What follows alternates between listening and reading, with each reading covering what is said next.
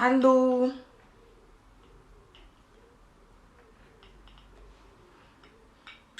Assalamu alaikum. Assalamu alaikum. We are gonna do some last put videos before Ramadan. But I'm still gonna do videos in Ramadan, guys. But I think I'm either gonna be doing early morning or after eating. But don't worry. Ramadan won't stop me. But I will not be as often as I'm doing now, inshallah. But send money to loved ones abroad with Remitly. Trying to get some songs. Hello. Good morning. And I'm not gonna talk in Wolof again today. I'm talking in English again. People from my country gonna find a break again.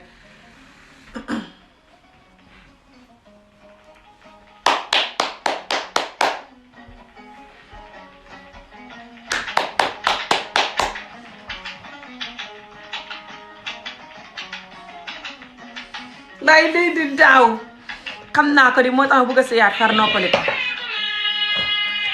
mi naa nga ne du waaja ba waaja doon bu laaya. Good morning, guys. Don't worry, we're speaking in English. Never mind people from my country. No one has time for them. They're gonna be here commenting again. ba waaja doon bu laaya.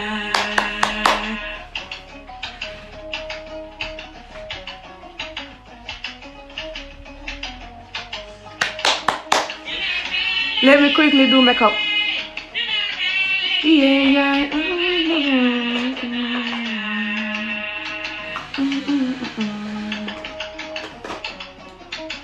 Waaw suma hot man sax ci loolu laa ne de sonn tey waaja dee bëgg a seyaat na say léegi yaay na dëggit gat yee dog léegi sëy rekk a ci des sëyati rekk a ci des gat dog naa.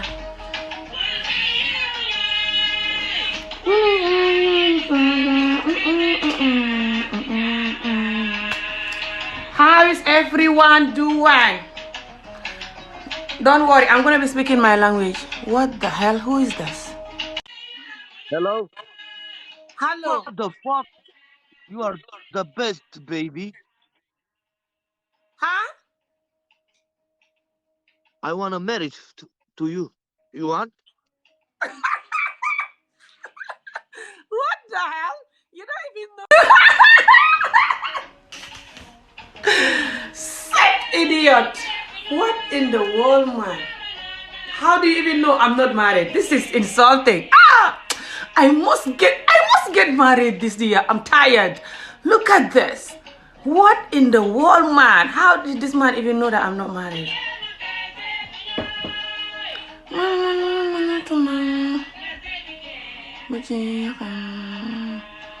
What the hell? Somebody else coming to? Another man. Hi. Oh, hi. Let's have a game. A rematch for that time when I lose with you. Yeah, the match we did. But I'm doing makeup today. Oh my god. It's okay. It's okay. That is a rematch for the game what I lose with you, okay? Today. You're gonna lose again today. Guys, keep tapping my screen. You're gonna lose again today. Okay. You're gonna lose again today. Guys, I keep know tapping my screen. I know you have a lot of people, you know, but Marian, dziękuję bardzo za róże. Wielkie dzięki. Kurde, Marian, dzięki za życzenia. Wielkie dzięki, Marianie. Wielkie dzięki każdy, kto mi tutaj pisał. Keep tapping and donating and tapping and Słuchajcie, to jest kiedyś koleżanka. To jest koleżanka, z którą się kiedyś umówiłem na bitwę ustawianą i właśnie zaistniała bardzo liczna sytuacja. Ten konflikt miałem taki.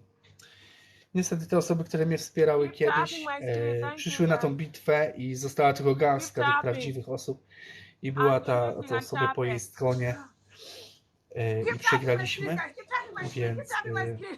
więc przyszłem teraz po rewanż. Dziękuję bardzo, keep Dorotka. tapping, keep tapping, Wielkie keep tapping. dzięki, wielkie dzięki za życzenia. Keep tapping my screen and donating Ona and ma tam tapping so I swoich can win her. ludzi, And keep sharing the live video. ale nie mam, Thank you, guys. nie mam Thank do you, niej everyone. nic. God Ona bless nic you. nie zawiniła. Keep Ja tapping, do keep niej jak tapping. najbardziej. Keep tapping, yes, yes. Keep tapping, guys. Keep tapping, keep tapping, keep tapping, keep tapping, keep tapping. How are you? Good. You're always happy. That's good. Keep tapping, guys. Keep tapping, keep tapping, keep tapping. Thank you, thank you, thank you, thank you. So what are you doing today? Are you just at home? Yeah, I just at home is What's that you're drinking? juice, strawberry juice. Strawberry juice. Yes. Nice. I got black coffee here. Okay, good. I don't like coffee. I can't sleep when I drink too much coffee. This coffee is from my country. It's from Senegal. Very original and good. Cafe Touba. Keep tapping. Bus leen telephone bi. Bus leen akara bi. Tappate leen ko to bus ko to seeto ko to donate. Keep donating and tapping and donating and tapping. God will give you back everything. Double, 100 Maria, double. dziękuję bardzo za róże. How many people you have? I have 1.5 million. I'm joking. It's 56. 56 56 people. Okay, You? fine. I have 15. Oh, nice. Keep going. Everybody come on my screen. Get out of his screen. Come this way. Keep donating. Piotr! Come to me here. Keep Piotr, donating. wielkie Keep dzięki. tapping. Everyone come to my Wielkie screen. dzięki Get za out of his screen. życzenia. Come here. Keep tapping. Keep donating. Keep tapping. Wielkie dzięki, Piotr, za życzenia. Keep donating. Rywal jest obfity, ma 50. Wait, let me 50 play nice music for you guys. ludzi, And I'm gonna dance. ale my robimy ludzi, którzy mają 250 ludzi, 300 ludzi na swoim koncie, a my jesteśmy w stanie zrobić, że tak powiem, ludzi tak fajnie, że nieważne kto jakie ma konto, ile ma osób, obserwacji, my jesteśmy w stanie tam porobić każdego, tak? Fakt, jest jedna osoba, którą drążę dzisiaj, kurwa drążę. Dorotka, dziękuję bardzo za wibę. Drążę, żeby go zrobić i nie mogę kurwa za chuja go zrobić, nie? Nie wiem, czy widzieliście i oglądaliście wcześniejsze 2 walki, przegrałem z nim.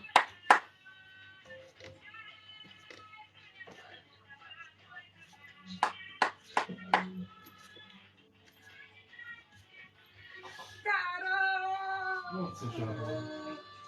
No co żało. Thank you. Ta-da!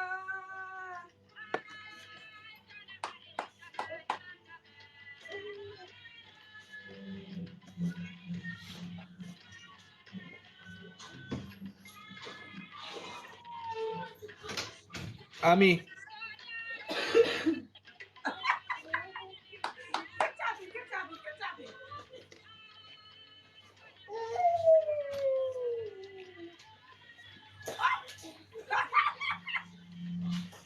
Better be careful. Keep tapping. Matusia, dziękuję bardzo za pandę. Wielkie dzięki.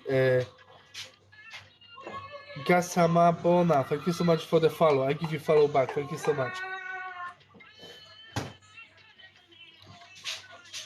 Dziękuję bardzo. Dziękuję bardzo. O, tak, coś wiem, kto jest. Kto przyszedł. Mamy to. Rematch. Ami. Rematch. I'm gonna win this one. I'm gonna win this one. Dziękuję za urodzinową pandę. Wielkie dzięki. W ogóle dzięki za życzenia wczorajsze i za śpiewanie 100 lat. Więc naprawdę się bardzo cieszę. Jeszcze słuchajcie, będzie okienko, będzie można sobie posiedzieć, pogadać, będzie fajnie. Skończymy za 2 godziny, będzie odpalone okienko, każdy będzie mógł wejść na okienko, będziemy sobie mogli posiedzieć. Słuchajcie, będę musiał tak to robić, bo będzie 30 minut, nie wiem ile osób będzie chętnych, nie mam pojęcia, ale będę się starał tak zrobić, żeby każdy mógł po prostu wejść, tak? Wejść na okienko, sobie pogadać, przywitać się ze wszystkimi i tak dalej, pogadać ze mną, złożyć życzenia, oczywiście gifty są nieobowiązkowe, więc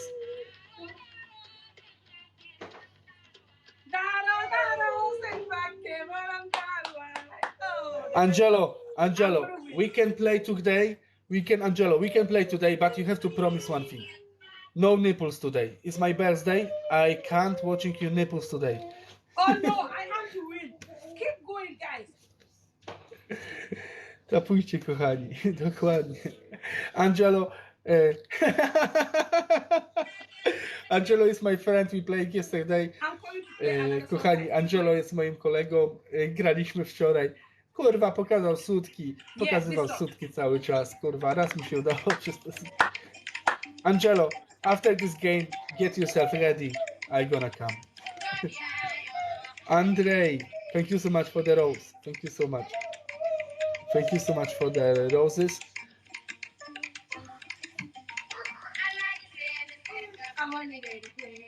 Thank you so much for the roses. Thank you, guys.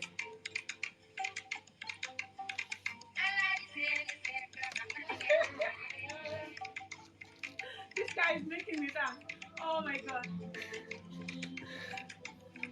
Thank you so much for the roses.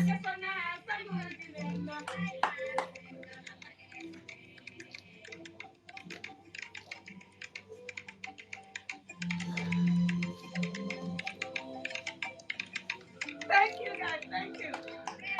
Kate, thank you so much for the finger heart. Thank you so much.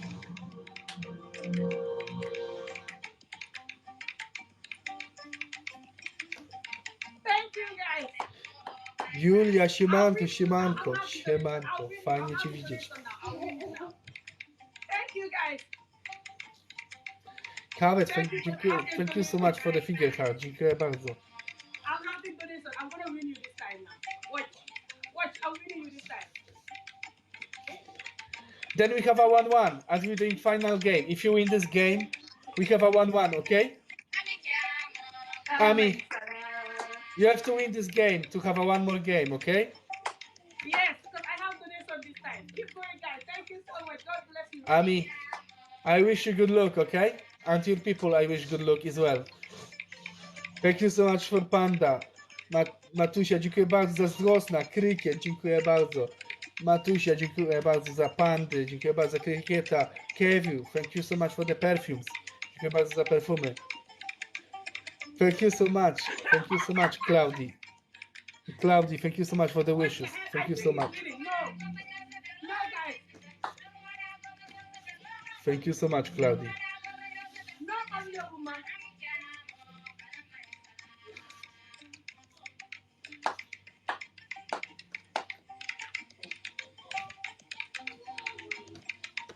Ooh, Yes. Thank you, guys. Keep doing, Aggressive. guys. Please, keep going, guys. Keep donating and tapping. Keep going, guys. Keep tapping, please. Yes, I have an amazing day. I'm enjoying so much enjoying. Very good day.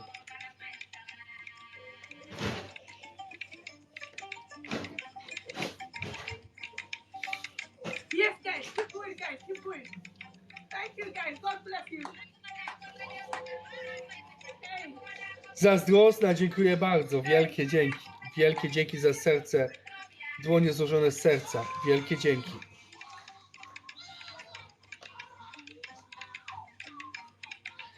Boże, ja nie mam połowy tej energii. Ma energię. Thank No. you, guys. Thank you. Oh, my feet are killing me from exercise. My legs are so painful. I'm gonna dance. Asia, dziękuję bardzo. Serducho. Mamy to. Thank you so much for the gamepad. Yes! Yeah! What the hell? I'm gonna kill this guy. He keep winning. I'm gonna keep this guy. Ami, I win 2 games. I let you go, okay? Thank you so much, guys. Thank you so Ami, that is rematch after game what I lose long time ago. You remember this game? I lose with you. Oh That's my God. rematch. I It's come okay, back man. for I the have to win. let you go because today is your lucky I day. see- Next time, I because see you I'm doing tomorrow. makeup and I'm doing program. Oh, okay. Bye. Thank you. Thank you so much. Thank Bye. you. Next time, Bye. inshallah. Bye. Thank you. Guys, I can't breathe. So tired. What happened is I'm trying to exercise now and this dancing is like, oh my God.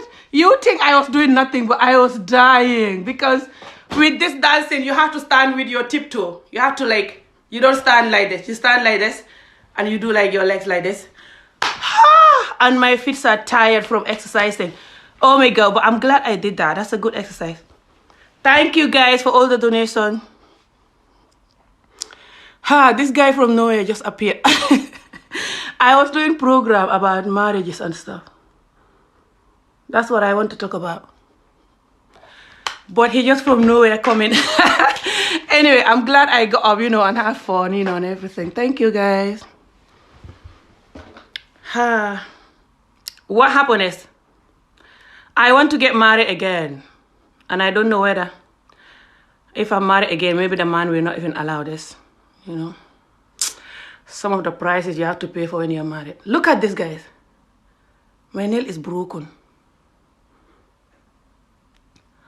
I hate it when my nails are broken in the middle like that. So yeah, guys, I'm gonna get married again, and if I'm married again, I don't know if the man gonna not want me to dance in my videos like this, especially with men in it. I know it doesn't mean nothing, but I don't know.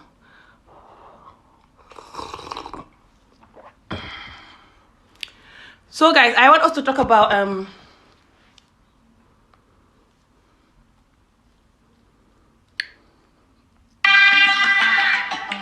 this woman there like me.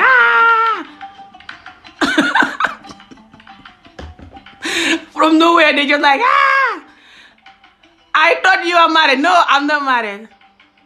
Oh my God, I mean, you cannot forget time pass. What time pass? Time pass. Thank you so much, guys. Bless you. Thank you. Anybody that is donating, I pray that the money shall come back triple, double. And you shall have a happy, healthy life. Time pass. What is time pass? Time pass. What is that?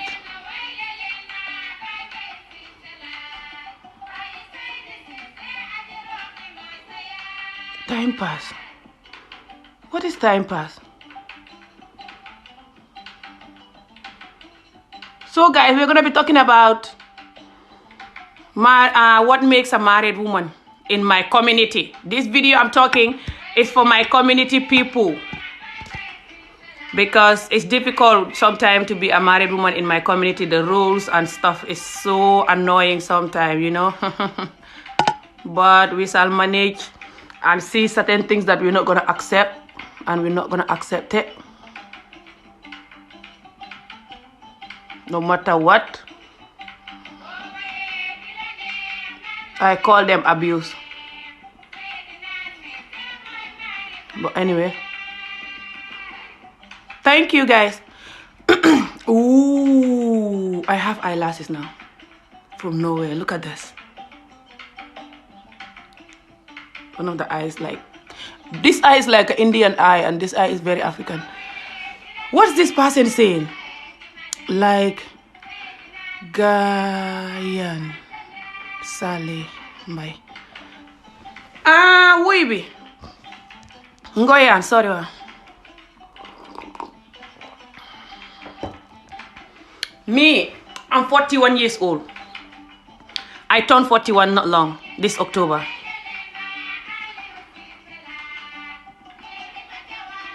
And this eyelash is perfect, guys. And they're so cheap. They're the ones from AliExpress. Look at this. You wear it and 2 seconds later you look like an Indian woman. Awesome.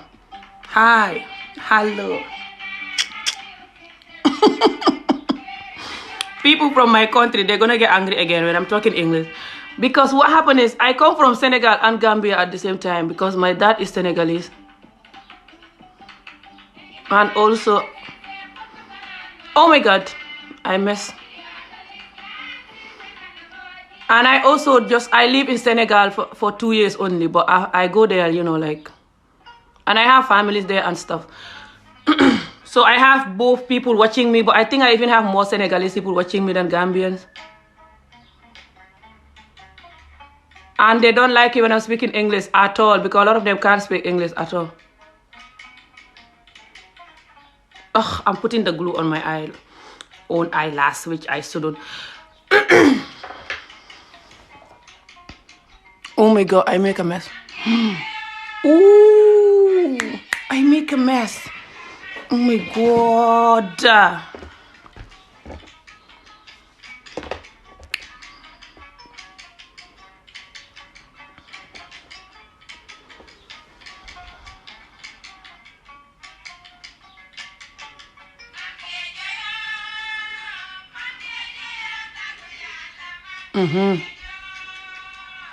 Cover the hell.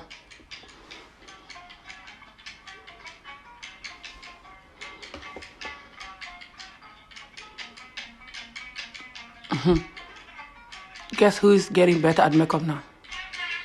Me.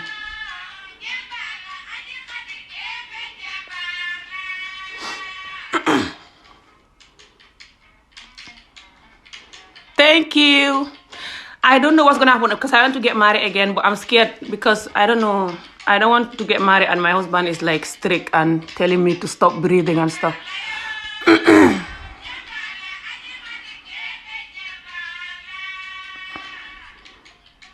But I'm gonna get married because I can't just stay like this, you know.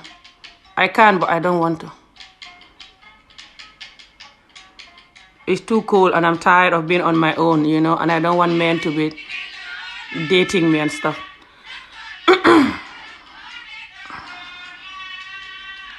Oh my god, I have this on my throat because since I wake up I've not been talking apart from the camera.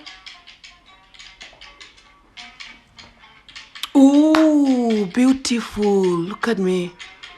I look like an Indian woman now with the eyelashes.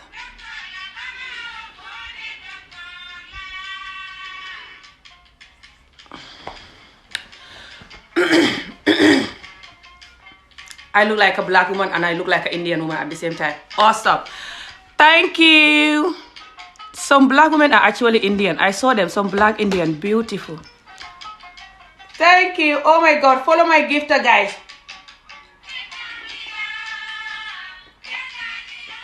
This coffee is so nice. Extremely nice. So delicious. What's the English word? I can't say delicious. Delicious. Hey god. Delicious. I can never say that word. My children give up trying to teach me that word. I swear to God, Allah. This coffee, I'm not talking to Allah. I mean you guys. Oh my God. Subhanallah. Sorry, Allah. I swear to God, guys. This coffee is so nice and organic. It's called, it's not that because I'm selling it, you know, but I'm selling it. But it's not because of that. You can buy it anywhere you want. Let's take. If you know anybody from Senegal, ask them Cafe Touba. If they have it, you try it first before you can contact me and buy it. And guys, I'm telling you this, I don't have much left there. I only have like one bag to sell. The rest I'm using it for Ramadan. If you miss this bag, you're done for this Ramadan.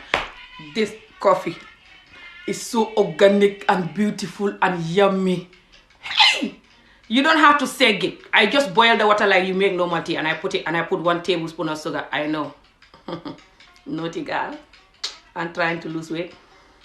And I put 1 mint. What's it called? Pasty. 1 pasty mint. They're telling me to talk Wolof. I'm not talking Wolof. You guys don't even donate me. You always insult me and call me Western-minded when I tell you guys to stop cheating and being idiotic. Some of you that are like that anyway. A lot of you that are like that, you know.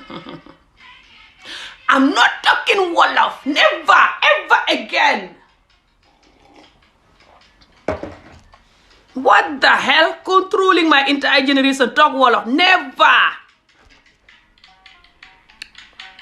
And you guys are so stingy. You don't even donate to me. You don't even know how to do it. You don't even want to know. You think it's waste of money and I'm wasting my energy talking to you, entertaining you and telling you to stop your nonsense that you're doing to women and children. And you're just laughing at me and judging me. And you want me to talk Wolof. Never. I talk Wolof when I want to. Who the hell are you? Never. Ever. Hello.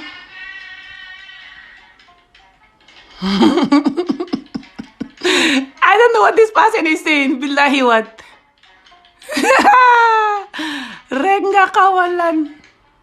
Ha! This person is speaking Wolof and they donating. Yeah, that's a good Wolof person. Different from the rest. Sorry. You're not included. I mean the lazy, idiotic, bad men that I talk about all the time. Ooh, look at my eyebrows. Wait, let me hold my breath while I do the other one so it can match. Allahu mukhrijum la takum taklumuna. Allah. Remember, I try my best to listen to you.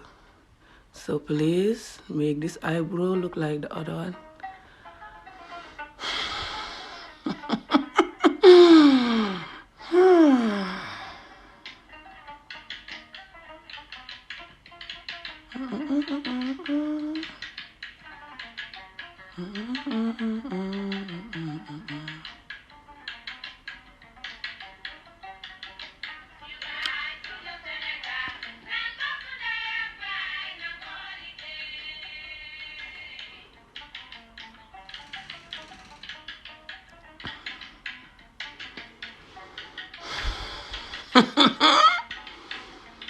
Look at how one is in China and the other one is in Africa.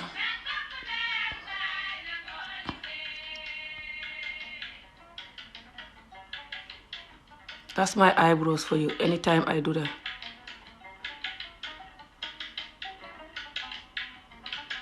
One is always going to China when the other one is under the mango tree in Africa.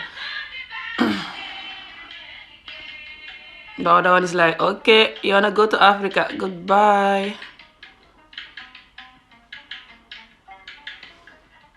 I think they're all heading to the mango tree now. But different direction or something. I don't know. As long as they're heading there. Look like they're heading there. I don't know.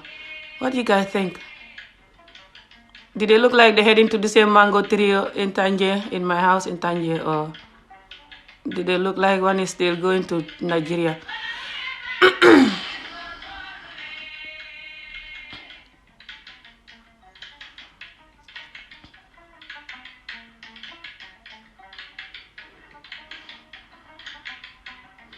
Ami, sa makeup lan la. Loo min sa makeup lan la yow loo xam si makeup xanaa doo góor gi ne ci nataal boobu dina si dee jeex na yow góor gi ne ci nataal boobu te tudd Moustapha di wax mbiri makeup ba ka soboote makeup ni góor jigéen buñ jaale xaw dina sa tukki sile walla.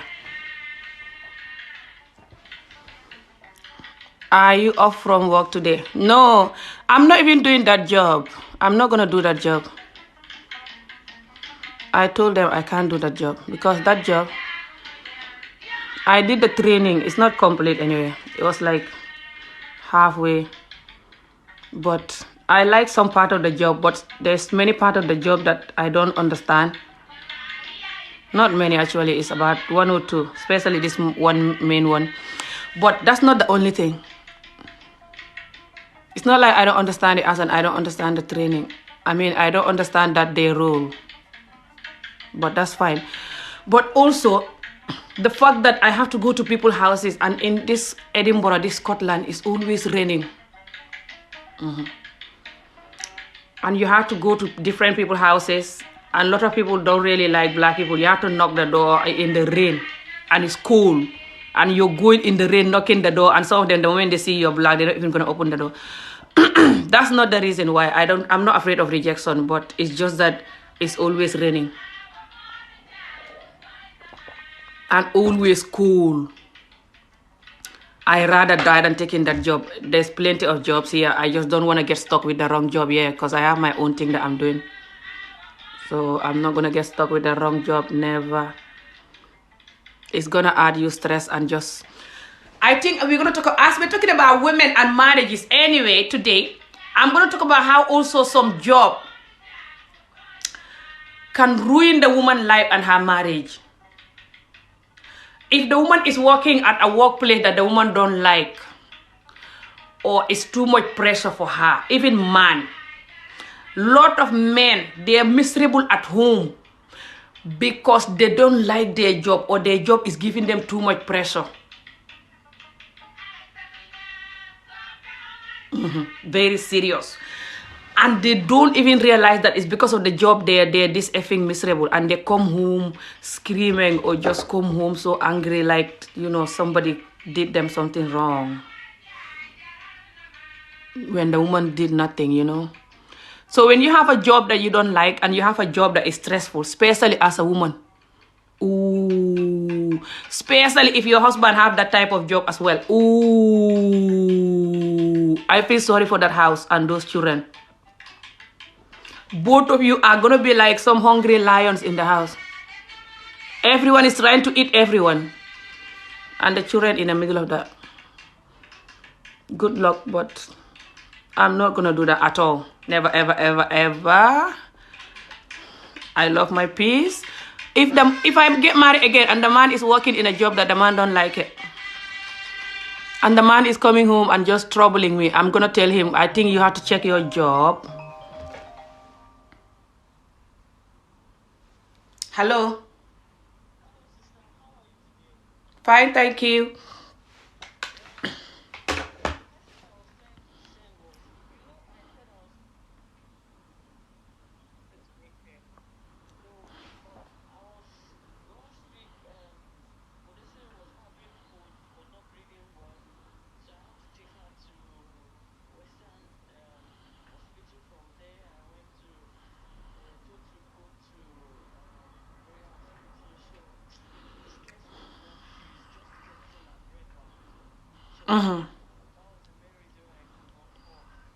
Oh, I hope she's okay now.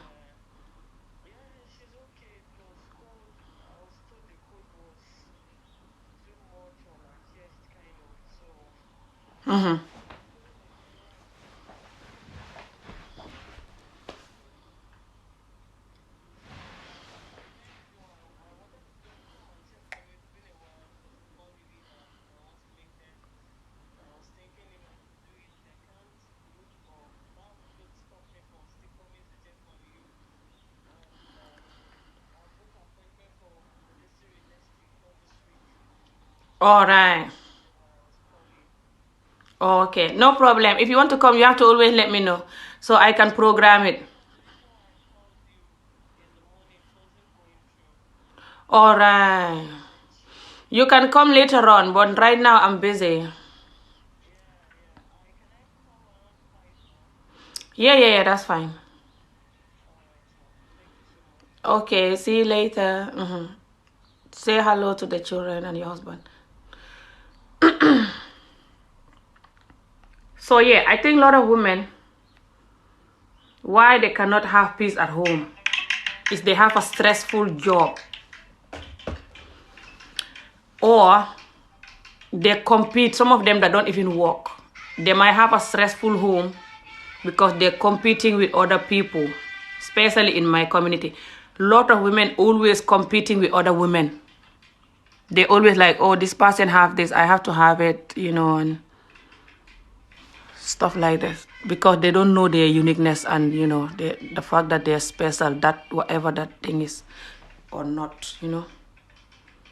I don't want to do like nothing on my skin. I'm just gonna do a little.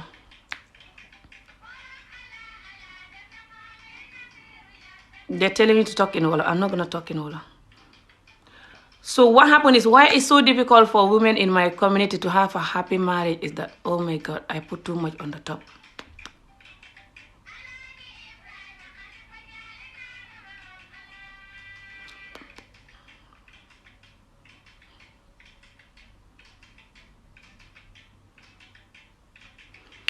Lot of the men in my community, they're very controlling and wicked.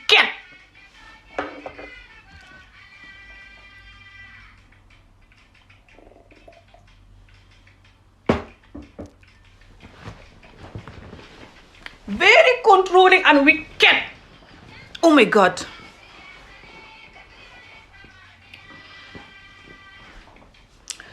And that their behavior. By the way, guys, this is lavender oil. If you want to have a nice massage with your husband, you use lavender oil with olive oil or with almond oil. That's even better. Almond oil have less smell. And you massage your husband at night and he massage you back. Ooh, beautiful. But if you have a wicked husband, you massage him, he's not gonna massage you. He's just gonna be like, yeah, massage me alone. And then he just massage you like small if you're lucky, or he will not even massage you. When you have a wicked husband, which is why I hate wicked men.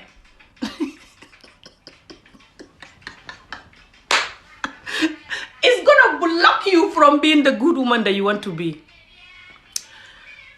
And even at night, you know, when you give him nice pleasure, he will not give you back it. Never. He will just receive, and not give back nothing. And that can make you stop giving. And the marriage start going down. In order for the woman to be a good, kind, loving woman, keep tapping the screen and sharing, guys. I'm in the mood for this topic. In order for the woman to be kind, good, kind, loving woman. Thank you guys for sharing the video. Keep liking and tapping. Thank you guys. Thank you. In order for the woman to be kind, good, loving wife, no matter how much she love you, you must be the kind, good, loving man yourself.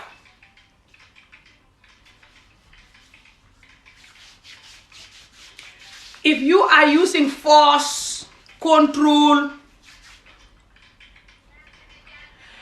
you are very stingy in bed, you don't like to give nothing, you only want to receive, and just going crazy, the woman cannot be a good, kind, loving woman. Never.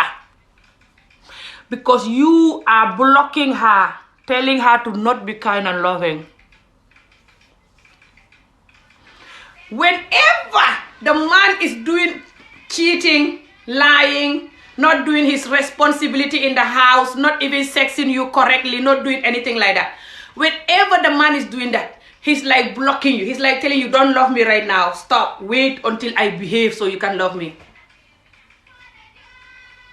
That's what that thing is saying to the woman. Hence you guys pretend like, you know, some of you pretend like your brain is traveling to China. That's why you don't know what you're doing. Now I'm telling you what you are doing. You are telling that woman, don't love me right now. Hold your love till I behave. Right now, I don't deserve love. You cannot love me right now. That's what that action is saying. Do you hear that saying that action speak louder than thingy? What? Thank you. Love you too. That's true. Action speak louder than speaks louder than words. It's true. When you lying, neglecting the woman, cannot even cuddle her and hook her and make her feel like you love her. She have to always come near you or you will not touch her. And even when she come near you, you're bored. You're like, just be on your phone or something. And don't care about her or just, you know, being idiotic. She cannot love you the way she wants to love you. Every woman in the world is born to love and care for everybody, especially somebody she loves.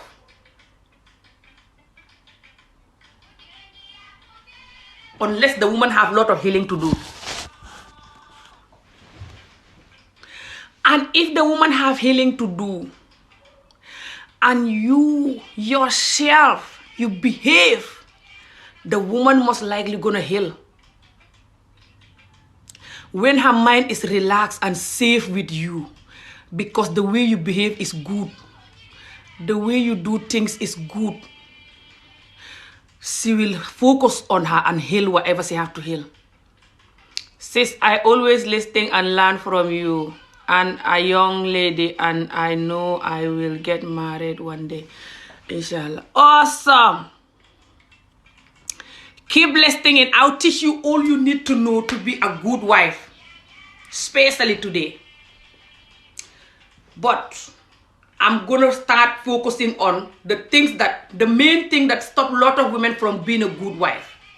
It's just like you, the man. The things that I'm gonna explain later, that the woman can do that can stop you from loving her. I'm going to explain that. Don't worry. If you are lucky, that is. If you men are lucky, I'll explain that.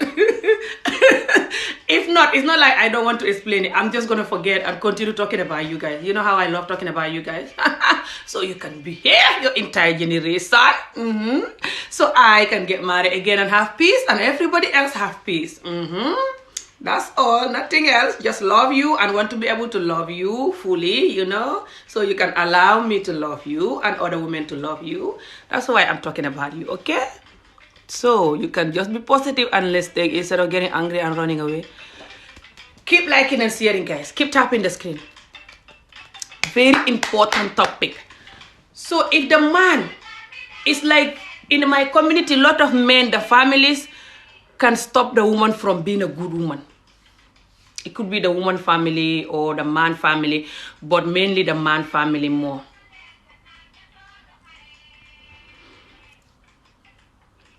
The man family most of the time are jealous of this woman that the man married to. Simply because a lot of them come from a home that a lot of the in-laws and the children, the children of the in-law, which is the husband family, you know, brothers or sisters, but mainly sisters are more against in this other woman than men. Some men do it too, but it's mainly other women from the family. A lot of these women in my community, because they come from a home that their fathers married 2-3 wives and their mother was not happy and she was always jealous and arguing and just not happy inside most of the time, and even smacking the children and treating them bad because she's not happy. Then the children carry that pain and stress and defante. Defante is like when someone do you one, you do them 100. Or even if they don't do nothing, you're just going to attack them for no reason. That's defante in my language. So the woman gonna carry that and she's gonna bring that to her adulthood. And if her brother is married or her son is married, they're in trouble. That's why a lot of the community, when the son is married, people are against that wife for no reason. The mother-in-law or the husband, sisters, sometimes brothers too. And just people that are close to the husband, they're jealous. The community is full of jealousy. And this whole jealousy is from the fact that a lot of people come from home where their mothers was jealous of the father's second or third wife or fourth wife. Are you guys getting me? Keep sending the likes and hit the screen if you're getting me. If you're getting me, hit the screen. The community is full of jealousy because the jealousy in the family coming from people coming from homes that the women are married to a man that have different women. 2 or 3 or even 4. So because a lot of the women, especially the ones like my age and even younger, come from those kind of family, they learn the jealousy from their mother and people around them, because most of the time they live in one big compound in Africa. Because in Africa, you can buy a land and build some houses there and have all your wife and children in one land, one compound. They wake up, they see each other. This other one is like, why is Emijob too happy today? That means my husband must give Emijob good one last night, yeah, because he was with Emijob. I hate this woman. Look at her, so fat and ugly. You know, and just start talking bad and start feeling that pain. And the children, most of the time, they involve the children too. They involve the children in this fake hypocrite thingy, because most of them pretend that they love each other because they don't want the rest of the neighbors and people talking about them that they're jealous and they're fighting. So they pretend that they love each other and they don't. They gossip about each other, plan evil about each other, even just hate on each other, and they involve the children. Very serious, guys. So the children from a young age will learn how to be hypocrite, how to be jealous, how to hate on people from a young age. That's where we get this. This is the reality. Sorry. We have to know where our problem is from in order to cure it. And the children from young age will learn how to be dishonest. Talk bad about people behind them. Wicked as well. Because a lot of these women, they're jealous and they have pain, especially if they have a husband that is wicked and not showing them love. A lot of these men will have 3, 4, 5 wives. 2 or 3 is more common. 2 is more common and then 3, but sometimes 4. They hardly have 5 in my country. So because a lot of these women will be jealous and fighting, and sometimes the men can divorce them anyhow, left, right, and center, you know, and just marry somebody else, because it's very easy to divorce a woman in the Muslim community, you know. It's like nothing to the men. And sometimes the woman have pain, but she doesn't want to divorce because people will insult her when she divorced, call her bad woman. And people will even avoid her sometimes because she's divorced, they don't want to marry her. And sometimes the man will threaten her, like, if you're going, you're not going to go with my children. Especially the boys, they're not going. So then the woman is afraid to divorce. She's there, but her mind is not there. She knows she's not happy. She's feeling sorry for herself, knowing that she doesn't deserve that. Nobody deserves suffering from another individual for years and ongoing suffering. Nobody deserves that. That's why slavery have ended a long time ago. Remember? Nobody deserved that. But they're still wanting some of us to do that, be suffering like a slave. So what happened is, because the woman is not happy, she's gonna most likely hit the children and scream at them, and just scream at the other woman, or just even scream at the husband, just faking her happiness, basically. Some of them are very good at faking it and masking the pain, but you can still see that, you know, that you know how to play me weather COVID-19. I don't know what that is. Thank you, nice lady. You are helping people. I am grateful. Many cases to you. Thank you so much. I appreciate it. Keep tapping the screen, guys, if you are getting me. I want us to know the root of our problem. Some of us do, but some of us don't really get it. This is why I like to explain it. When you know the root of the problem, then the problem will not affect you anymore. It's the medicine for every problem, guys. Honestly, you just have to know the root. So what happened is, because we are like this, a lot of us come from homes like this, especially us Muslim community, African Muslim community. We all have the same problem. Because we come from homes that the man like 3, 2 wife, 4 wife, 3 wife. They barely have 1 wife. Because the ones with 1 wife, the rest will bully them and say that you're not man enough, you're weak. That's why you have 1 wife.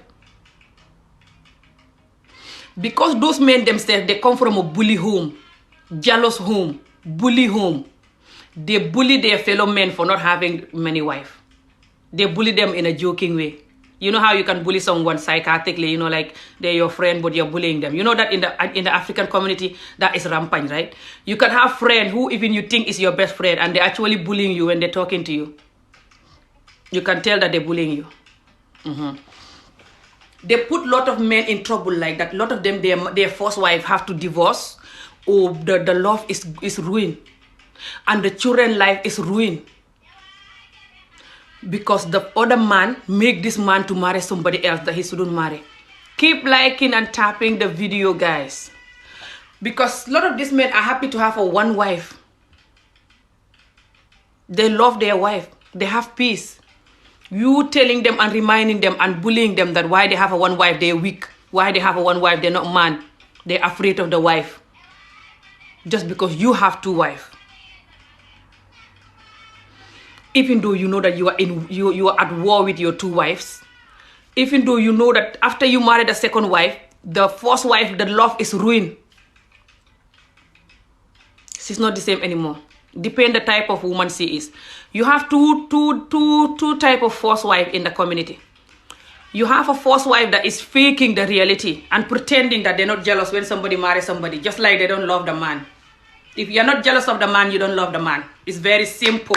There's no way you're going to love someone and you're not jealous. You feel like a robot. They do what they like. You're like, yeah, that's fine. That's not love.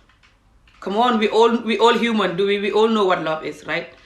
If you can have your husband or your wife have other people do the thingy with them and you're not feeling nothing, then you don't love them. Come on. So you love the man or you don't love the man, but most of them love the man, but they don't want to be like me, for example, and other women who are like me, who will just tell you, I cannot share my husband with no one. I cannot do that. I cannot fake reality. I'm going to be jealous and I'm not going to live in that pain, faking the reality. So because when you say that, a lot of people will call you bad Muslim, even though they're not doing what Allah tell them themselves. No Muslim can do everything that Allah tell you. That Muslim will never be born on this earth. Because everything that Allah tell you is impossible for you to do it as a Muslim. It's just impossible. You cannot even do half of it correctly. And one of the biggest thing that Allah want you to do as a Muslim, one of the biggest reward as a Muslim, if not the number one biggest reward, it's not even praying. A lot of people think it's praying your 5 daily prayer or fasting Ramadan or getting married. It's none of that. It's actually what no Muslim want to do. Well, many Muslims don't want to do it. You know what is it? Any of you know what is it? You can write it down. Is to make your fellow Muslim happy. To make your fellow Muslim happy by being nice to them. That joy is the biggest reward as a Muslim, more than praying and everything. How many Muslims want to do that? Genuinely. Lot of people will do it just for people's eyes to see, to pretend that I'm a good Muslim maybe. But they're not if you want to do it genuinely. Lot of Muslims are effing rich and can change other poor people's lives secretly without nobody know.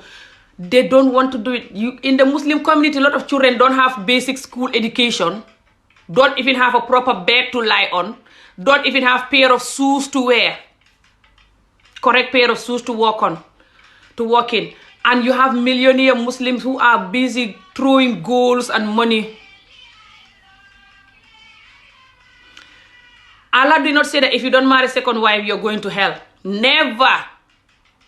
It's not among the things that Allah tell you, if you don't do it, you will not see my heaven.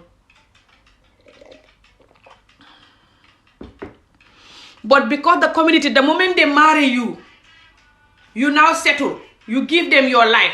Their eye is now in China looking for second wife. They're done with you. They never even look at you anymore. They're like, okay, Amy Job is now my first wife. She's settled. I'm free now. I already have that one secure, safe. Let me look at the second one now. This one look good. Look at her bum. This other one look good. Look at her eyes. Look at her bum. Look at her legs. What about that other one? And the effing excuse they use that I hate the most. Keep tapping the screen, guys. Very serious topic. Doesn't matter if you're a man or woman. I'm telling the truth here. Come on. Even if you're a man. Just be honest for once, okay? This is just life. We all gonna die and we don't know when. No need to live fake life. No need to live wicked life. We don't know how long we are living. You could come to this internet tomorrow and see rest in peace. You just don't know when we're dying. So let's just calm down and be real. Shall we? Lot of the men, because when they marry second wife, why the first wife cannot be nice is the first wife never even received love yet. She's still waiting for you. From day one you marry her, you never have time to show her love.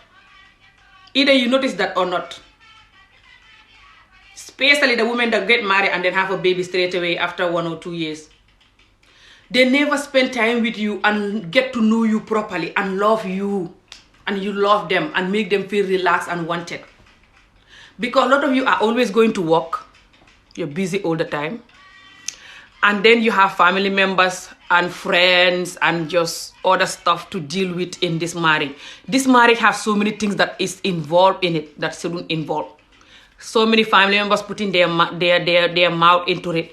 Friends are always coming or putting their mouth into it. The woman is busy entertaining family members, entertaining friends. Even if it's here, the woman is busy sending family members money and gift for the most part, or they blame her.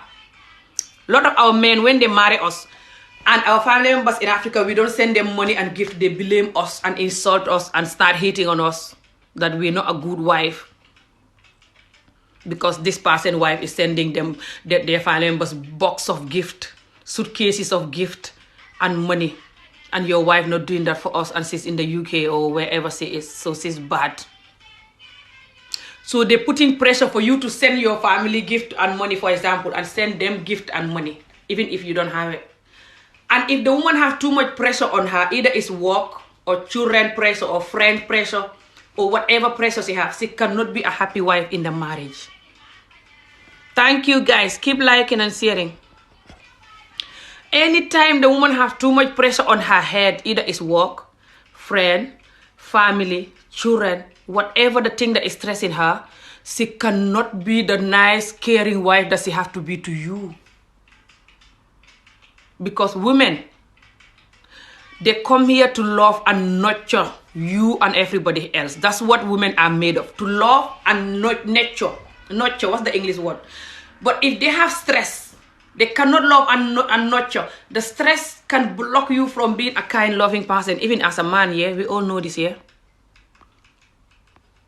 When you are stressed, you're just stressed. We're just human, yeah? You cannot do like what you're here to do on this earth. Fully, you cannot. So, because the community is full of pressure, because people are always competing with each other. For example, in Africa, they will be like, oh, my brother is married to Amy, but Amy is not sending us box of gift every 2 months or 3 months like this other person. Because this other person, their brother's wife is sending them boxes of gift.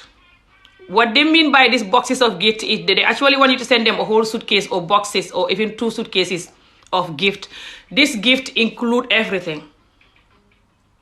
Clothes, even shoes, handbags, soaps, perfumes, jewelries, purses. This clutch, what they call it? These small purses for when you're going to party. Because Africa, they're always doing party. Everything, makeup, everything. Especially if your husband have like sisters, like little sisters. They're angry with you and start hating on you. And even want you to divorce for you not sending them money and gift. Because some of the women, they're so fake, they like to buy love. That's why they cannot happy in their marriages. So when they meet a man, they try to force themselves to sponsor the man family, even though they cannot afford it. They try to send the man family money, gift, try to buy the love. So they can love her because of the gift, of course. So then these other family members are like, so the people in Europe, when you marry them, when your son marry them, they're supposed to do this for you. So why is my son's wife not doing that? A lot of us here abroad are married and our marriage is not happy because the family members in Africa don't want us because we're not sponsoring them. It's complicated to why, we are like this. Thank you. No, I'm not married, but there's somebody who wants to marry me from my country. I don't know what's going to happen, but I'm not married. I've been married already 1 million times. Listen, this is serious. Don't worry about me, I'm married or not. Let's just talk about the topic. Me, I can get married 1 million times if I'm not careful in my community because I cannot stay in any of these bullshit marriages that my community people are doing. A lot of them, 9 out of 10 or 8 out of 10, my community marriages, they're bullshit. They shouldn't be married at all. One of them is being patient. That's why the marriage is still going on. It could be the woman or the man, but most of the time it's the woman that is being patient. So because the family members, they get involved in these marriages all the time. I will marry you. Thank you guys. Just keep liking and sharing. So because of the family members, they get involved in these marriages all the time. It's blocking the woman from loving the man. Anytime the marriage have any trouble or any stress, either it's children stress, money stress, friendship stress, work stress, any stress, people want to come, but I cannot take them. That thing is going to distract the love. Even the love you have for your children or at workplace. If you have any stress as a human being, that stress is going to distract you from delivering love. Why us humans don't know this, I don't know. I feel like if we know this, we will stop creating stress for ourselves, especially for people we care about. But do we even care to begin with? Do we even genuinely care? Keep tapping the screen, guys. Look at the birds at the window. So what happens is, when for the woman to fully be a married woman, she have to have all of this thing that is going to be distracting her and blocking her from loving you. She have to be free from them. Family members, friends. If she have friends that are competitive, like she's always competing with them, or friends that, like don't know how to be a good friend to her, bringing her stress and drama. She have to stay away from it. If she have children that are stressing her, she have to learn how to manage the stress and how to deal with the children. You will never have stress. Mbadu? If me, I don't run away from stress. I just know how to manage stress. You cannot run away from stress. That's fake as well. Stress is part of life. Life is not for you to fake nothing. This is the problem. A lot of people cannot be genuinely happy because they're faking life. If you don't fake life, there you go. You have peace. You just have to have peace by not faking life. If something comes and is stressful, you're going to be stressed, of course, but you have to know how to manage it and how to not stay inside the stress. It's one thing to stress, and it's another thing to stay in the stress. You understand? Stay in it, that you cannot even see reality anymore and experience life anymore. That is bad. But for you not to stress, that's fake. Because humans are going to stress you, and sometimes life in general can stress you. Things can go wrong. And humans are going to stress you. That's what humans do. Humans stress each other. That's what we are here to do for the most part. So you have to just learn how to not fake things. But you can manage your stress by saying no to nonsense and standing your ground and moving on. And don't force things to be the way you want them to be. Because certain things are just the way they are.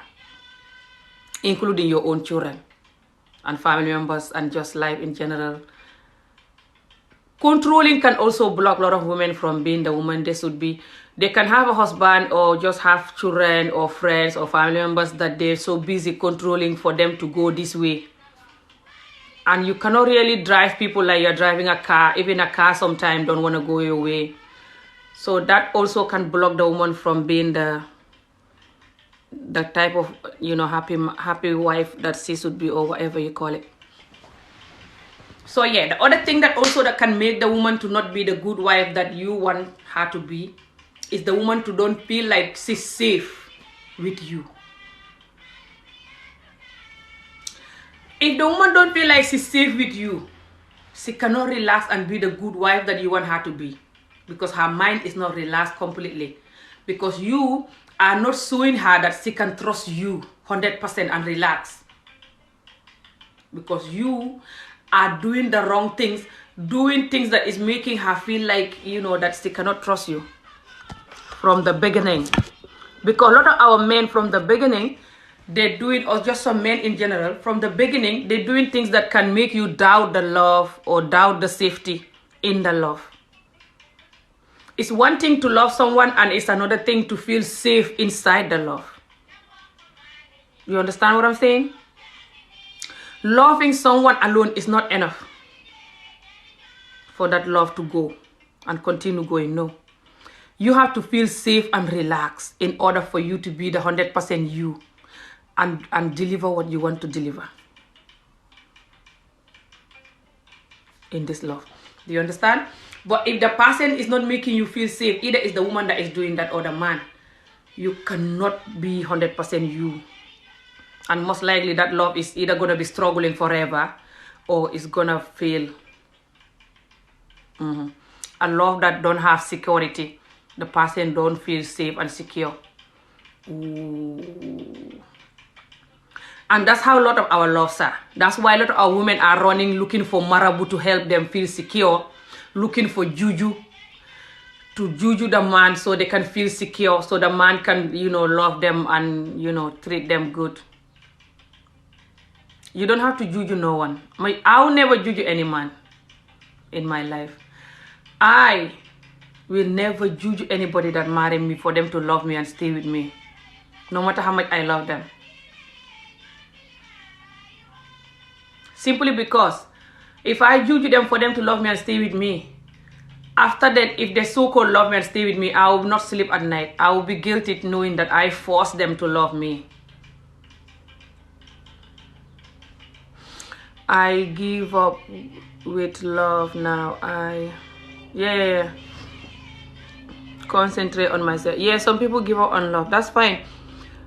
It's not like People who give up on love, sometimes they don't want to hear about love. But me, I talk about different things. I don't give up on nothing that I want in life, love included. This is the problem. A lot of us women, I'm not saying you, but a lot of us women, we give up on love, or even some men, because people hurt us, or we just looking at people failing a lot and we give up. But there are two types of people that give up on love. By the way, I was saying two types of in-law. Yeah. No. Two types of first wives. Yeah, let me go back to that. I just remember that right now by saying two types. Two types of first wives. One first wife is the one that is faking that she's happy with the second wife. So she doesn't get called name or judge or divorce. And the other one is the one that will tell you physically that she's not happy with it. And some even divorce and get bullied, of course. And some stay there, but they tell you straight away that they're not happy with it and they don't want nothing to do with her, you know. But I don't know which one is better than which. I think it's better at least you don't fake. I always will go for the ones that is not faking. But they both have consequences. But the ones that are faking, I think they are worse, yes. Because the ones that are faking, they're going to involve the children in this fake game. Which is why the community is full of people who fake stuff. Because the community, the woman will train the children that the children have to like this auntie and her children in front of people. But indoor, they can gossip about her, laugh at her, bully her, even plan evil.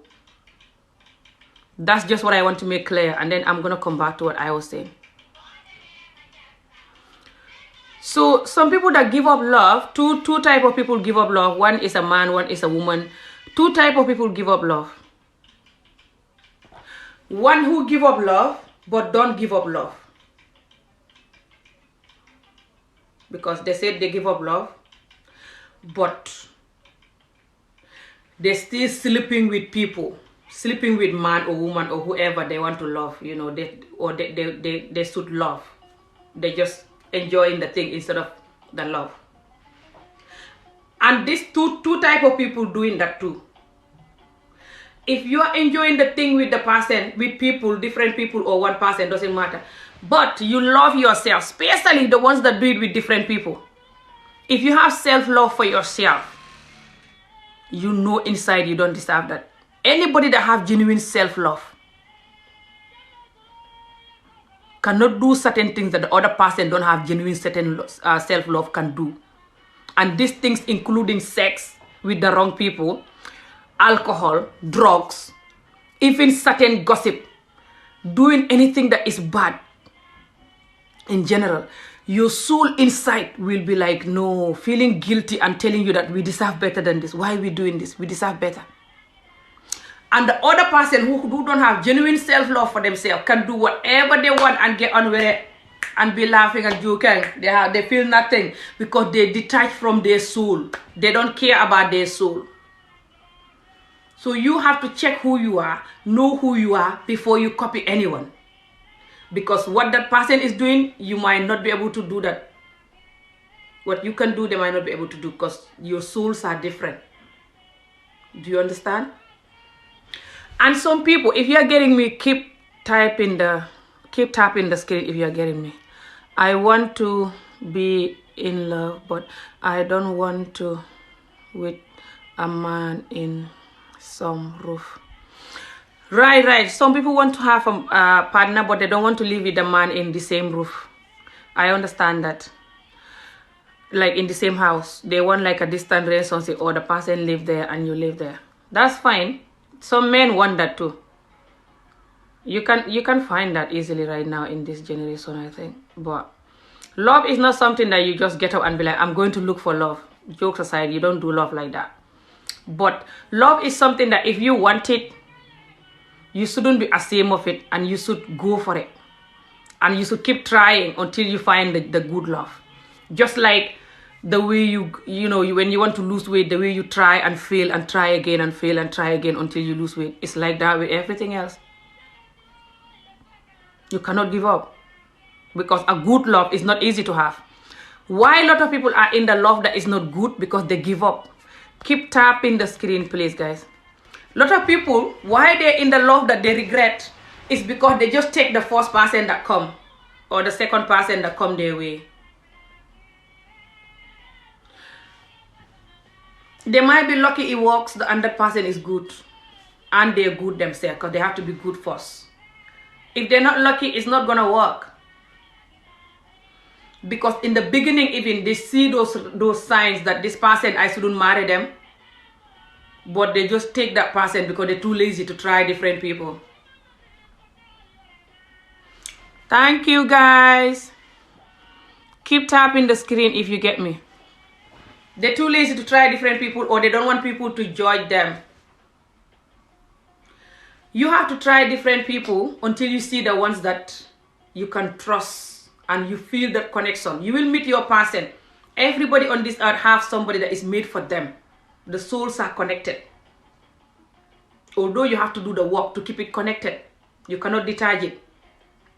No matter how connected your souls are, you can detach yourself from the person with your own behavior. Everyone knows that. I'm not saying you should just do whatever and be like, I'm connected with this person. No, you have to still protect the connection. But everyone is connected with someone. It's just a matter of time you will find them. But a lot of people give up. They're like, I tried this person, it doesn't work. I tried this person, how many years now? You know, no. You don't do that. You continue living life, continue enjoying life, but know in your head that I'm open, I'm ready. If I meet the person that I want, we're going to get married. Don't be ashamed to say that. A lot of women now, especially people like my age or older, they ashamed to even say that they want somebody because people will bully them and laugh at them. Because the community is full of bully.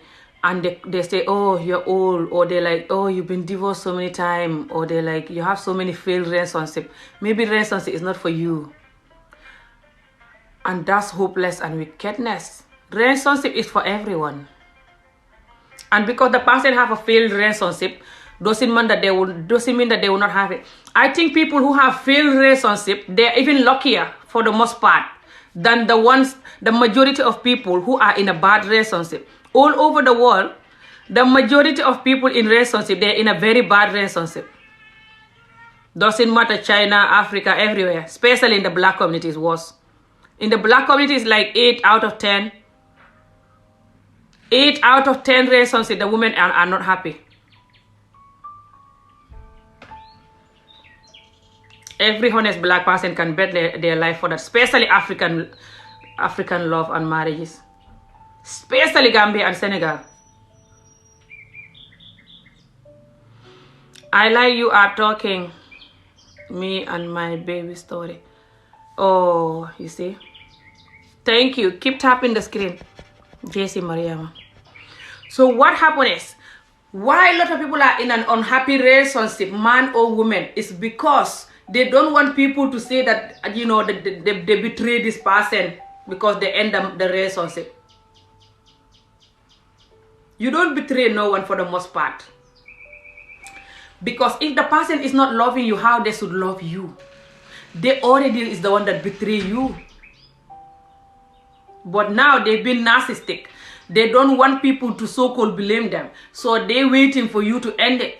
That's why they're sending you to end it. They're asking you to do the job. That's why they stop loving you. Anytime you're with someone in a relationship, doesn't matter man or woman, doesn't matter if it's friendship, family, love, doesn't matter what type of relationship, if it's at work. If your manager start treating you badly, poorly, and don't apologize and show no emotion, they want you to tell them you're leaving the job. What else? Why would they do that if they still want you in that company? Come on. It's the same with love and friendship and everything. It's easy. When the person stop giving you what they should give you, they know it. They're not mad. They know how to cross the road with the traffic light. They're not mad. They know what they should do, just like how they know how to cross the road with the traffic light. How to run when they see a car, they run quickly before the car hit them. That's how they know what to do with you. They know how to cross the road. They're not mad. They're just plain dumb because they don't want to do it. It's two types of people who are plain dumb in a relationship. The one who want you to end the relationship and the one who is waiting for you to behave so they can love you. Because you stop behaving good. You stop doing good. You change. So they love you, but they're waiting for you to change. Just like I said in the beginning, when you love someone, no matter how much you love them, if they're not doing what they should do, you cannot love them. They're blocking the love. They're telling you to keep the love and wait until they behave. Anytime someone is doing you bad, doesn't matter what relationship you have with them, they're telling you right now, don't love me, wait till I behave.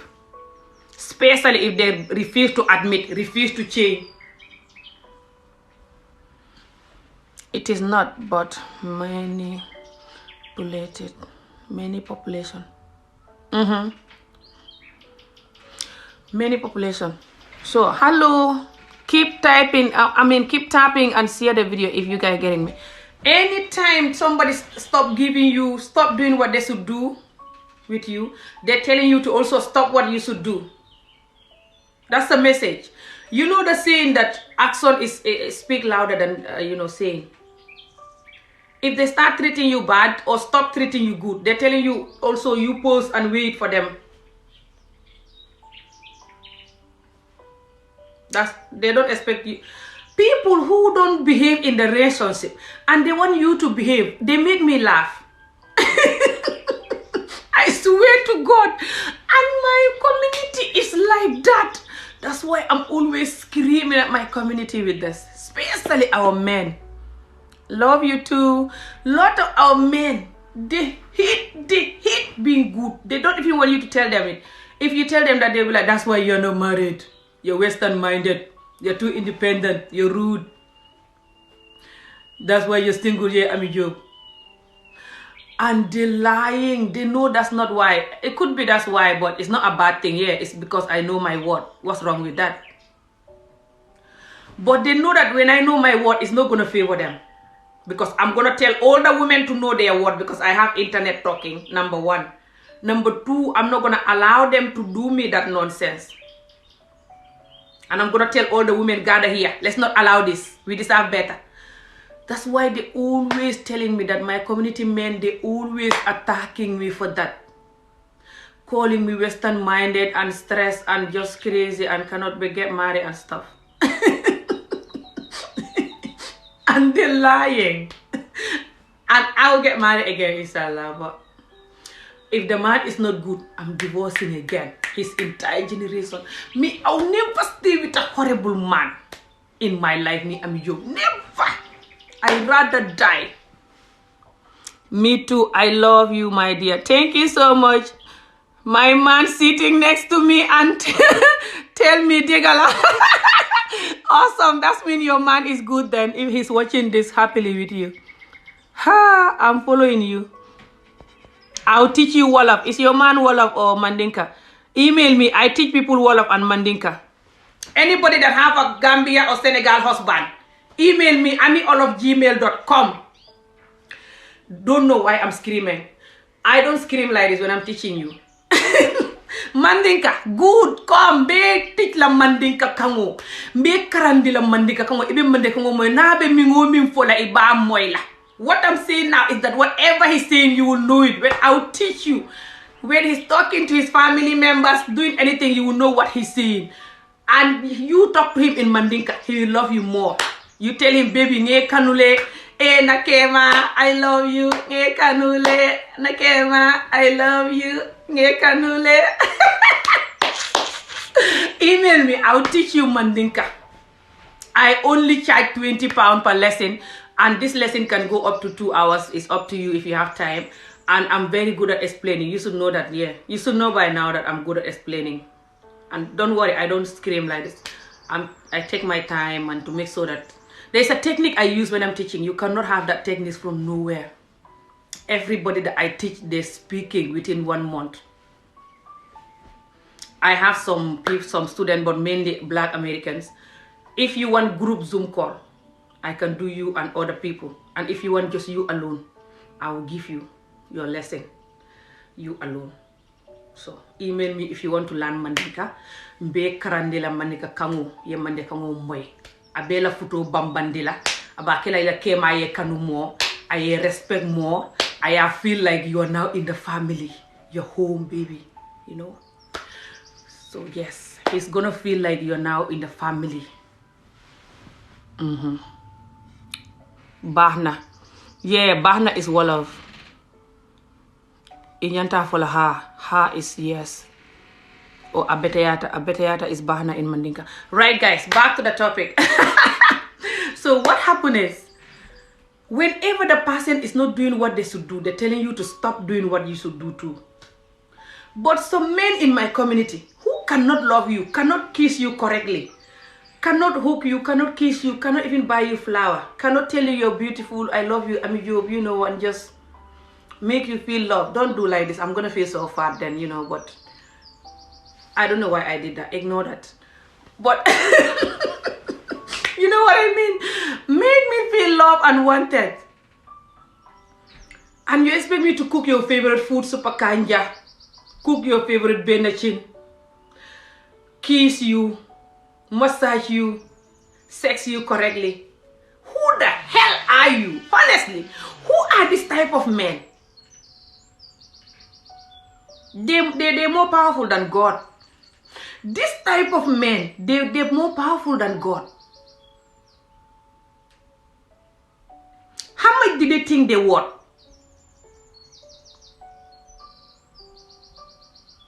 If you have a woman like me, doesn't matter how good your manhood is, doesn't matter how much money you have and how much children I give you, I don't care. If you stop loving me and being nice, I'm stopping. I'm posing everything and tell you to behave the hell if you want me to deliver. And if you're not going to behave, I'm going to tell you I'm stopping, because I am not staying with you and holding my love that I want to give you. I'm going to hold it for years and months, because you keep blocking me. Every time I want to deliver the love, you do something else to block me again. And you keep defending yourself and refuse to change.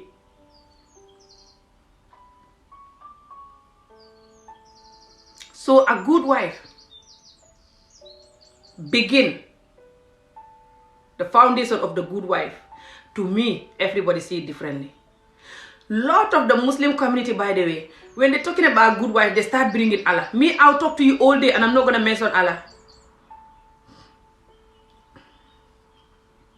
Because I am not going to use Allah to manipulate myself and my community. You don't need to put Allah in everything. That's not because you believe in Allah. It's because you're using Allah to get what you want and to manipulate people and the community. So they can just use Allah and ignore all the nonsense.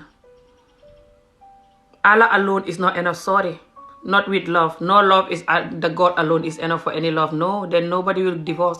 Then all the religious people will never divorce. Christian, Muslim, whatever, you know. It's not that Allah is small, that's why. No, Allah is powerful. But Allah gives us soul and blood and a mind to think. You understand? Allah make us like that. It's not our fault. Do you hear me? So good. If you're doing us bad, Allah make us feel the pain. Claim it to Him. Tell Him to stop doing that. Until then, I'm gonna tell you that that alone is not enough. You have to behave your entire generation. Keep tapping the screen, guys.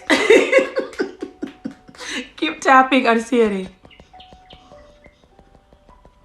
So what happened is, a lot of people think that because they have a God and the person they married to believe in that God, they're just going to use that God and that God will do all the job for them and they don't have to do anything. They will just be in the corner, even for the most part, doing all the wrong things in the corner. You know, that's rampant in my community, by the way. So they'll be doing all the wrong thing in the corner and the woman knows this and the woman cannot deliver the love. The woman that cannot be a good wife, the root of her problem is what I'm still talking about.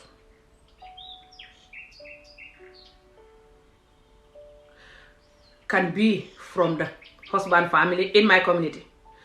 husband relative, or sometimes her own family members, they put their mouth in her marriage too, or friends even, with the wrong friends, competing with friends, just her don't know what she want in life, you know, and stuff.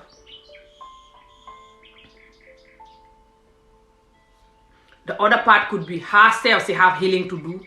Lot of women in the community have lot of healing to do because they come from a home that people abuse their entire generation. Hello, thank you. Keep liking and sharing, guys. People abuse them, beat them every day, even sexually abuse them and just suffer them growing up. So now as an adult, if they're not happy in the marriage, that's even double suffering right now. Plus if they have children and work, too much stress, you know, add to the stress. So you have to give them peace by being a good husband so they can focus on healing if they admit they have to heal. Because a lot of women in the community don't even admit they have to heal. They think they don't need to heal. They're too big. They're like, heal. Who needs healing? Nothing wrong with me. Everybody needs healing. Healing is not a negative word. Healing is just you changing your patterns, changing how you do things and how you see things, changing your emotions towards things, changing your thinking. That's what healing is. It's nothing negative. Every human being should do that every couple of years at least. Because every couple of years you're going to develop unhealthy way of thinking, unhealthy way of doing things, unhealthy way of, you know, stuff like this, behavior that you have to change as a person. Because as a person, we pick up other people's way of behaving or talking or doing things without knowing. Especially now we have social media and people watch stuff they shouldn't watch or do stuff they shouldn't do because they copied from the you know, without even knowing. You can even pick up a word from a movie and start using that word without knowing.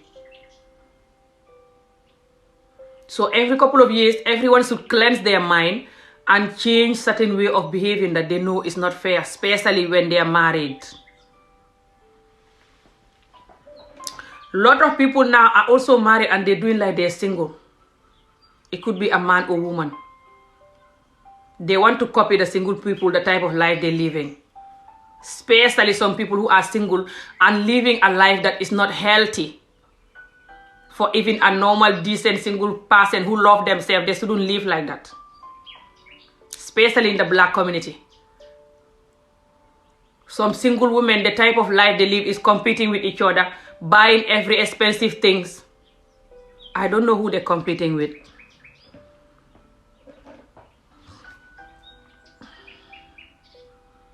Even them that is single, if they have one single brain, they shouldn't live a life like that, especially when they don't have no money. They're doing like a sick millionaire. Because even the millionaires that are not sick, they don't show off with their money to buy stuff, expensive stuff. They use their money to develop it more and then they help the poor. That's how you know that this person have money but they're fine. Some people that have money and they're sick, their money is all for stuff, showing off, you know. But some people that have money and they're fine, you cannot even know they have money when you meet them. It's like they're just normal.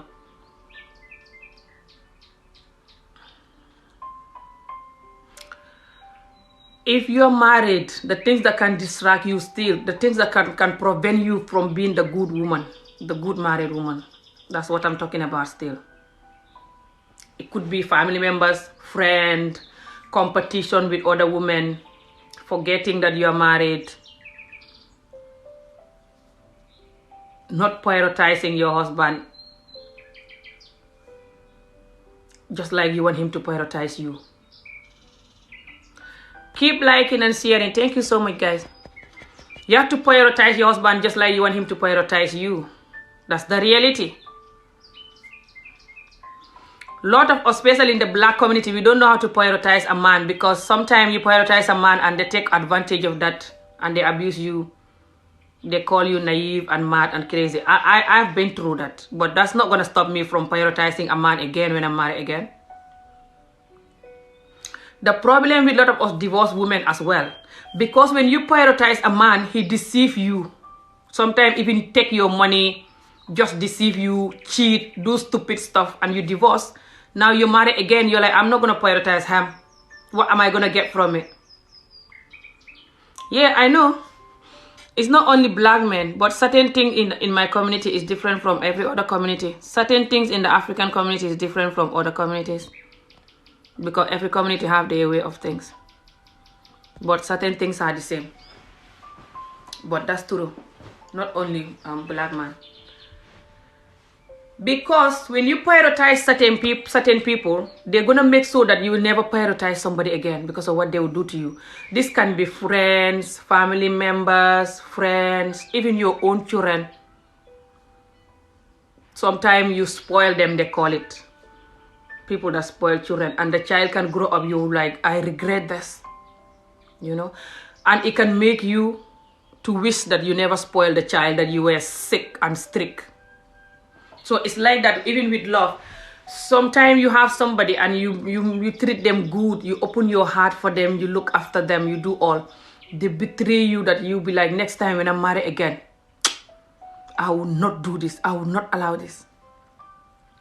You see, and you might meet a person that is very good and genuine, but because you close all the doors now because of the other person, you're gonna mess up this person if you're not lucky. So that is also a problem, especially for women who divorce and some men too. Love is not something that it's a game, but it's not a game. People say love is a game. Love is not a game. It's only game when it's fake. Real love is pure and genuine. You cannot bring your games into it. Your experience games, or this your games of I'm gonna watch out for this, I'm gonna watch out for that, I'm not gonna settle, I'll sit down like this.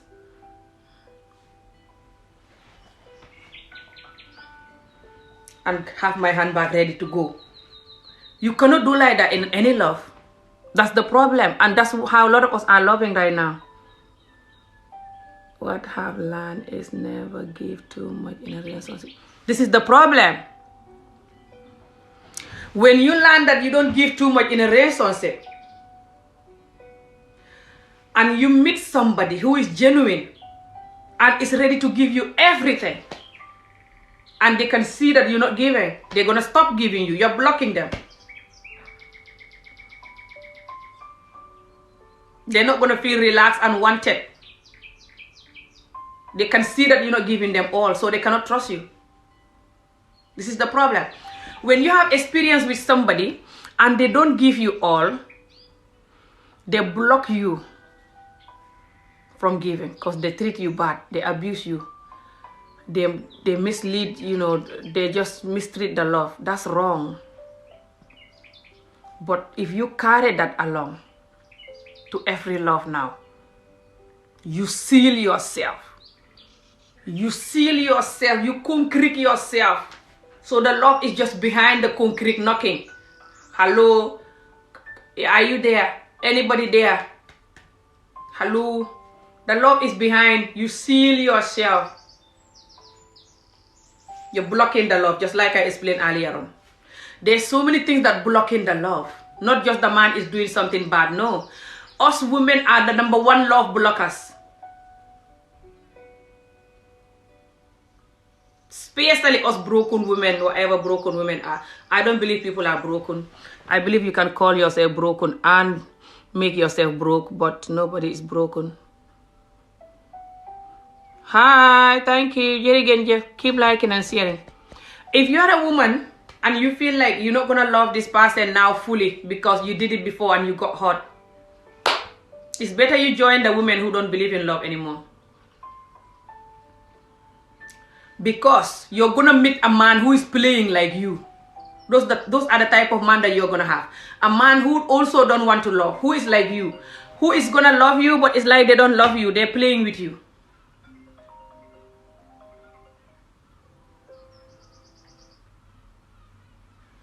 Hello?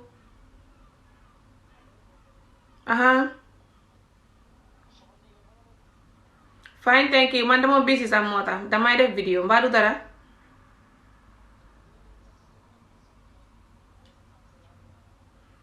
Alright, damay def vidéo sax moo tax.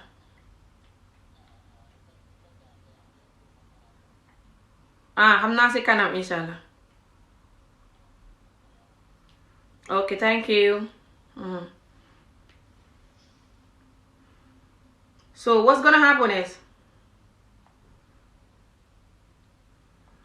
when you blocking the love, lot of women block the love because they have a man who hurt them. When you are a woman that is a love blocker because you are hot, you're not ready to take a love now, I think you should join the group of women that give up love. I saw some women even talking about marrying themselves. Bless them. You don't have to marry yourself. I need to go and get my water. You can just not be married. How are you going to marry yourself?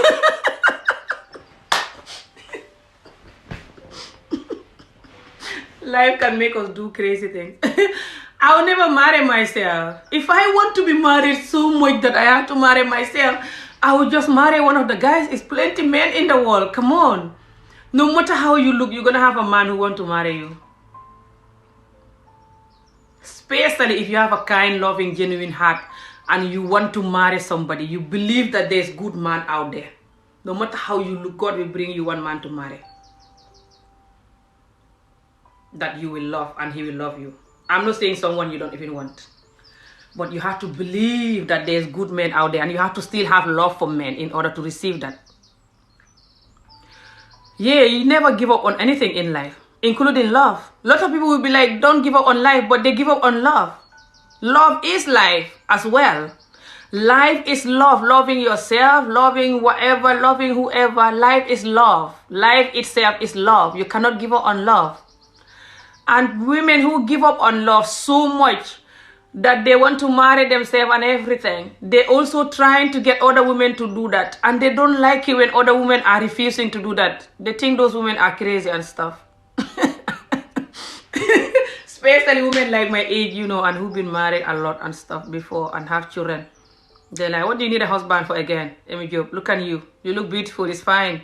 Just stay like that, Emi Job. Don't near this man, stay like that. I don't want to stay like that. I'm not staying like that. Who is going to sex me and stuff?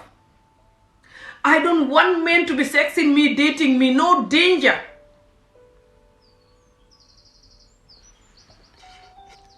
Before you talk that I want to get married just for sex, I'm not getting married just for sex. If I want just sex, I will not be here talking to you by this time. My children are gone at school. I'm here alone. Do you think I don't have somebody that if I allow them, they will knock this door and come and sex me right this minute I'm talking to you? I have plenty of men that are dying for me to open my door for them to come and sex me right now if that's what I want. So I'm not looking for that alone. But that is included too. Who doesn't like that? You don't like it, that's fine. I love it. But I'm not getting married for that alone. I need a friend. I need someone that I can trust and grow old with. Doesn't mean that I'm afraid to be on this earth alone. If I hate people so much and hate men so much, why am I talking to you in the video then? Why are all of you here commenting and watching me? Am I not human?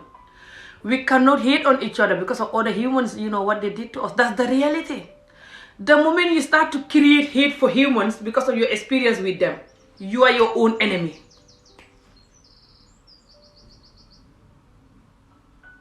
Because everywhere you go, you need humans, even for you to drink water. The humans have to make the pipes and make the water for you to drink.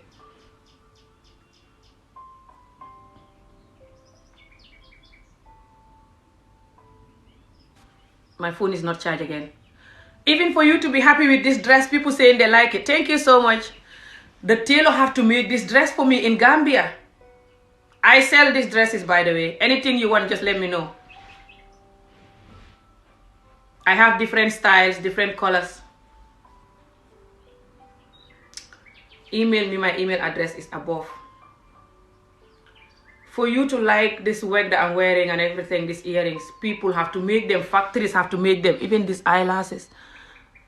Everything humans make them for you. So you can buy them. Because you buy them, you think you don't need humans. You're like, it's my money. Let me order this. I hate people. Let me just get a dog. The dog don't make the eyelashes there. The dog cannot make eyelashes.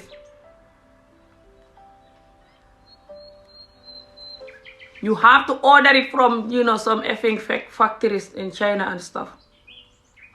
Whoever make it, So you need humans. Especially in this world we live now. There's no many people that don't need humans right now. This technology world, electric world, mobile world. Who make all these mobiles and technology for you to be comfortable with your duvet? I hate people. I don't like people. I just like my dog. Who make you your phone, and who make you your blanket and your phone and your cup of tea? Who make you your tea and your cup? Who make you your electricity and your sofa that you're sitting on like this? Feeling like you have nothing to do with the wall. Sitting on your own. Who make this? Who make everything? Who make the roof, the house? You cannot hate humans. And a lot of people hate humans. They even type it in the comments. I hate people. I love my dog. It makes me laugh. You hate yourself too, by the way, for hating people. You cannot give up on humans just because, you cannot give up on women and men and stuff like this because of stuff like this. No.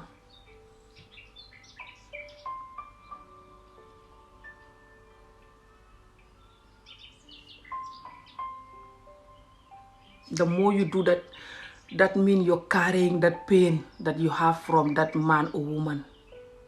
And the more you carry that pain, the more you cannot have peace inside and sleep at night. You cannot sleep with such a pain. That's why a lot of people cannot sleep at night. Now, I need to charge my phone, guys. I have to go and get the charger. Keep tapping the screen. I don't want this video too long. The moment I say that, that's when the video is going to be longer than ever.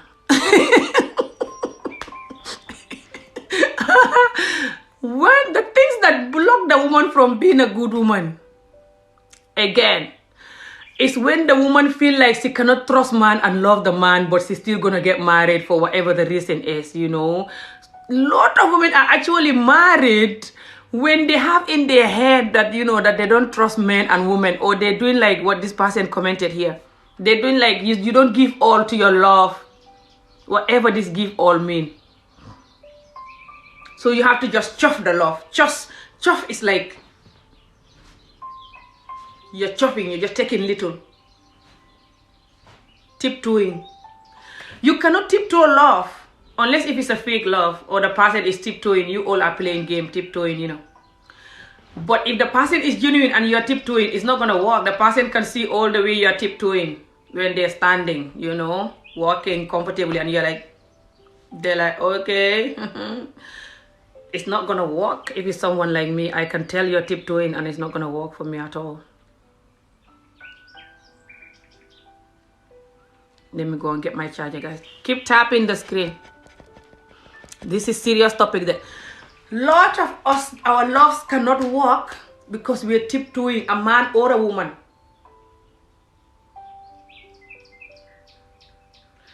Thinking if I relax, I'll get hot again. Programming yourself to get hot. Tiptoeing. The reality is, in this world, anything you are doing, you have to do it genuinely, wholeheartedly, or you don't do it. Love or not. Anything you are doing. Because only the truth can last. But does it mean that when you go wholeheartedly, that love have to work by force? This is the problem with love. With love, sometimes, for some people, they have to love different people before they meet their soulmate. Thank you so much, guys. Let me go and get my charger. For some people, they're lucky. They meet one or two people and they meet their soulmate. For some people, they have to keep trying again. It's like losing weight. For some people, they just get up and they lose the weight and they keep it forever. And some people, they have to try again and again, or they lose the weight, they put it back on and they try again. Until they're really ready, So it's like that with everything in life. Some people, they buy lottery card and they're lucky. First time they buy, they win millions. Some people buy it for 10, 20 years, 30 years before they win a lot of money, or they'll never win. You just don't have to take it personal. You just have to learn how to master your emotions, how to not allow them to stay in you, love or not. Any bad feeling you have about life because of your experience with that, you have to learn to not live with those feelings forever. Let me get my charger.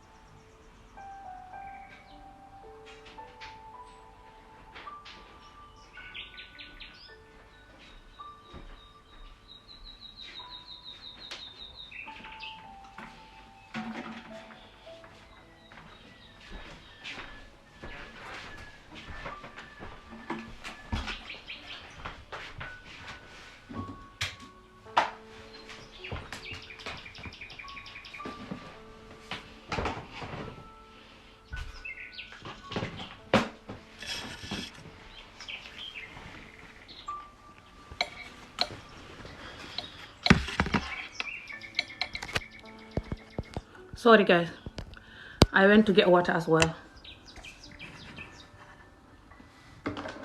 Here, I need to get this for my phone because right now I'm charging the phone. The worst unprofessional person to do video.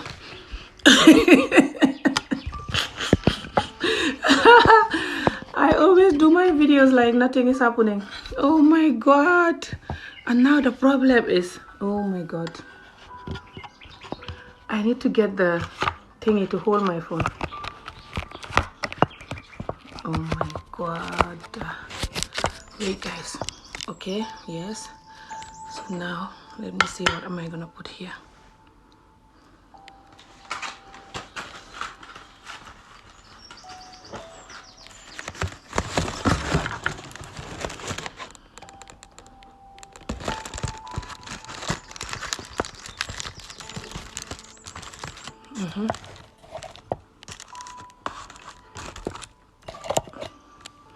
Now the back of the phone is the problem. Oh no, the back of the phone.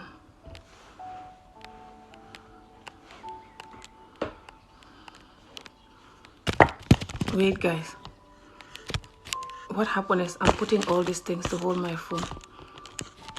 Oh my god. Oh, wait guys.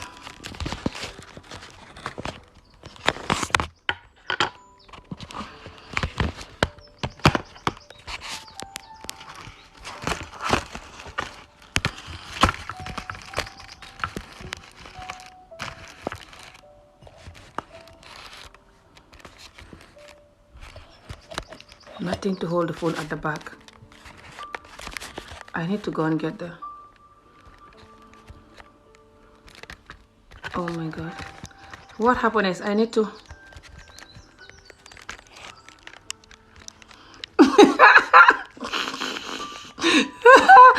take out the charger and I'll go and get this thingy, guys. Oh my god.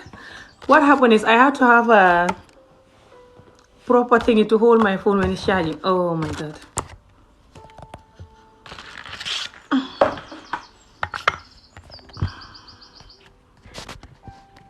Hello. Okay, wait here. Okay, let me get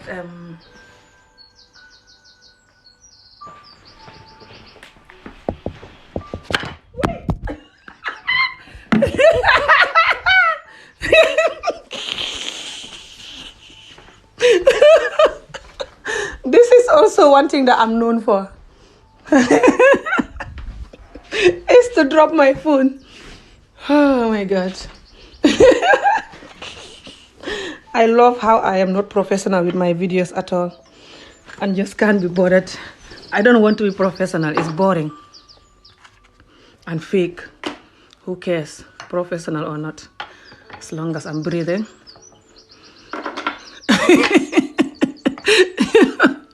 Life is hard enough. Choking myself to be professional will be double hard. I got what I need, guys. So now let me see. Here. So now I have to put this other thing to hold the phone.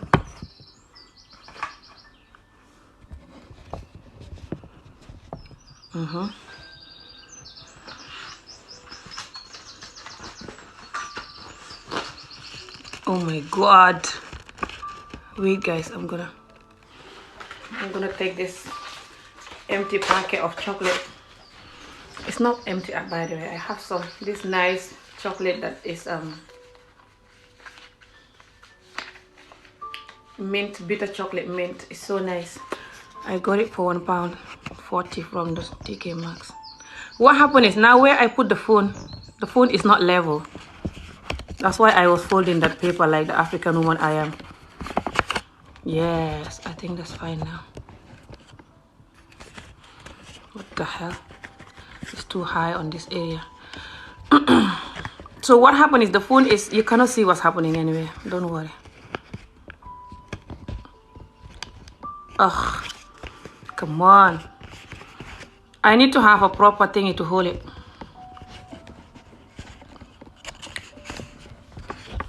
Oh my god.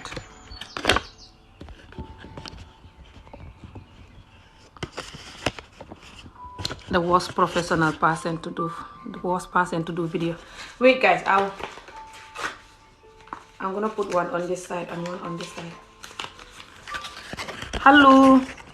Oh my god, now I'm moving the video. These phones are a nightmare when you don't have a place to put them and they're charging.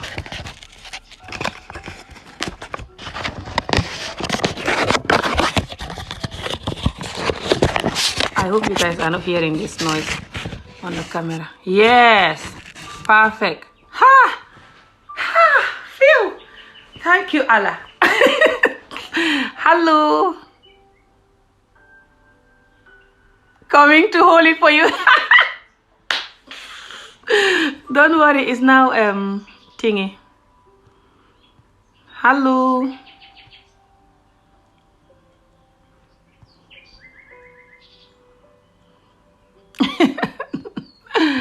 Hello, salam. Hello, jamangena. Yeah, I'm gonna continue talking in English, guys. People my language are gonna find a break again. Keep liking the video, guys. So yeah, like what I was saying, guys, a lot of us women, where's my water? Okay. My coffee is finished.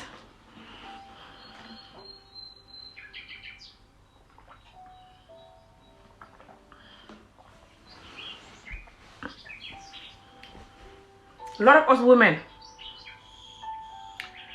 some of us, the things that block us from being a kind, loving woman, you know, and a kind, loving wife, which is a kind, loving woman, a nurturing wife. A woman that cannot be nurturing, especially in the bedroom, she cannot be a good woman. A lot of the things that are blocking us from doing that is also not eating healthy. When you're someone who don't eat healthy and don't drink enough water, hello, thank you. your brain cannot operate the way it should. You know, like, it's charging yet. You know, like nature just programmed us human, especially women, to be kind and loving and nurturing. If the woman cannot do that, that means she have pain. Something is bothering her, something is stressing her, that is blocking her from doing that. But every woman that, you know, that is on this earth is made for kind, loving, and nurturing. And even men. Us humans are made for that. Unless we have certain life experience that is blocking us. But if the woman herself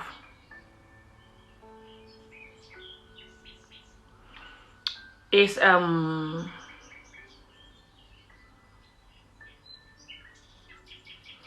if the woman herself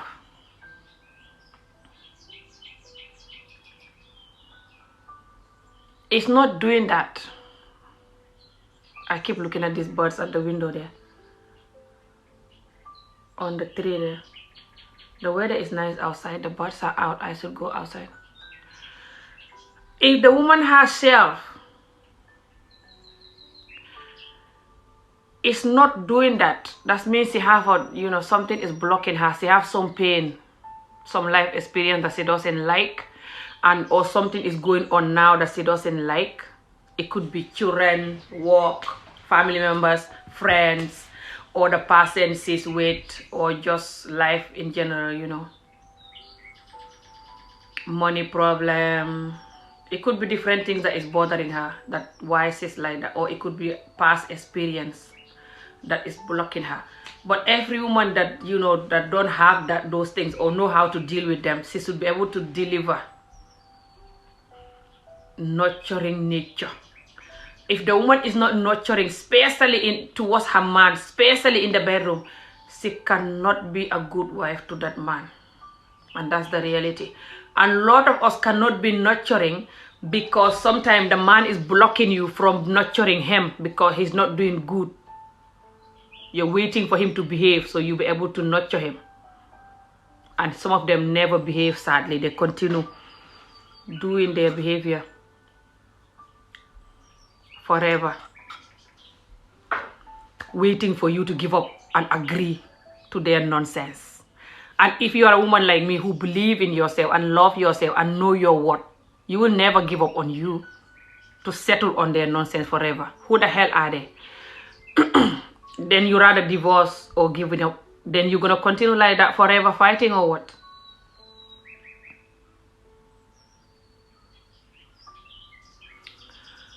But if the man give up, or if the man stop and change and behave himself, you should be able to stop and deliver, you know, the love you should deliver. Sometimes also you are making the man to hold on, to purse the love. The man cannot deliver the love because you're blocking him. A woman who is blocking the man from loving her cannot be a good wife to the man. Because the man is also holding on to the love, waiting for you to behave so he can deliver the love. Just like you can hold the love when you have a bad man. The man is holding for the love, waiting for you to respect and love him. Waiting for you to tell the truth. Waiting for you to show him that he matters. Waiting for you to show him that he's a human being and that he's your man. Please guys, keep liking and sharing. Especially if he's a man who show you love, who prioritize you, who is being there for you. Who you should show love and prioritize him. But no. You are just taking the love from this man and you don't want to give him love. Especially some of you guys that are lucky you have a man who look after you. And you're just taking and taking and you don't want to deliver the love. He's going to get to a point that he's going to purse and start holding the love. Just like the woman will purse and start holding the love. Then he's going to hold the love and wait for you to behave so he can deliver. And if you don't behave, he's going to give it to another woman who know how to receive love. Why a lot of these men are cheating, I know they shouldn't cheat. That's the reality. There's no reason for cheating. But sometimes the woman is pushing him to cheat because the woman is making him hold on to the love for so long. Wait for the woman to open her arms and receive the love so he can give you the love. When the woman opens her arms is when the woman is kind and loving and nurturing. Especially in the bedroom. Even some women, they argue and do stupid things, but because they know how to master their husbands in the bedroom, they know how to get him to heaven and back.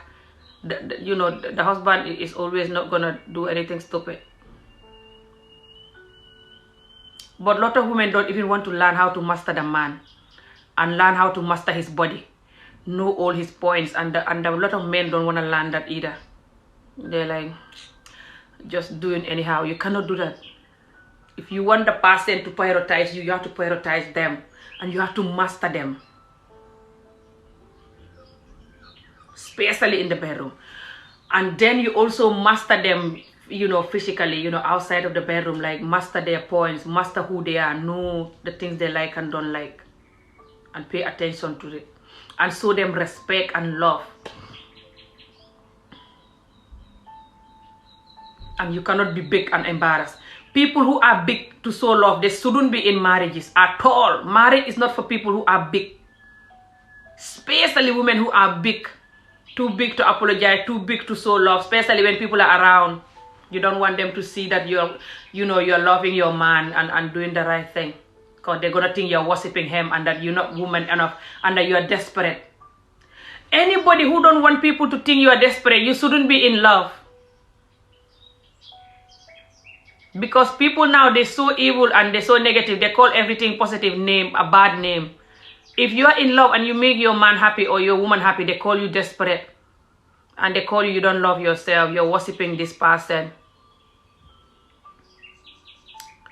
You're not desperate. So why are you with someone? People who want to be with someone and they're like, I don't need you. Especially some women who say that I don't need a man, but I'm gonna get married. But it's not like I need a man. Those women, they make me laugh. Don't see me like this. There are certain sayings that I don't say because I know they don't go together.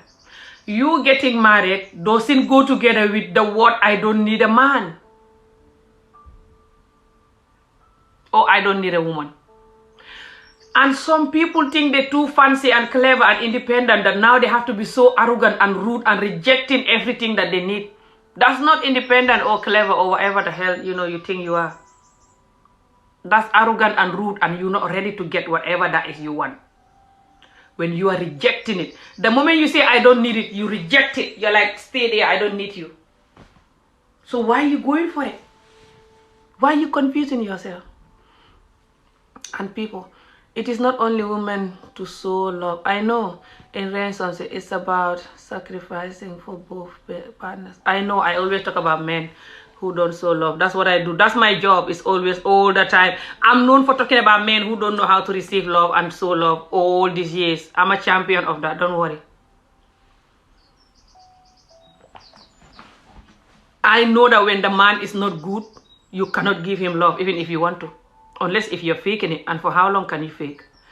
How do you feel while you are from Senegal and you cheated in yesterday's match? What yesterday's match that I cheated? Me, I did not even play match yesterday.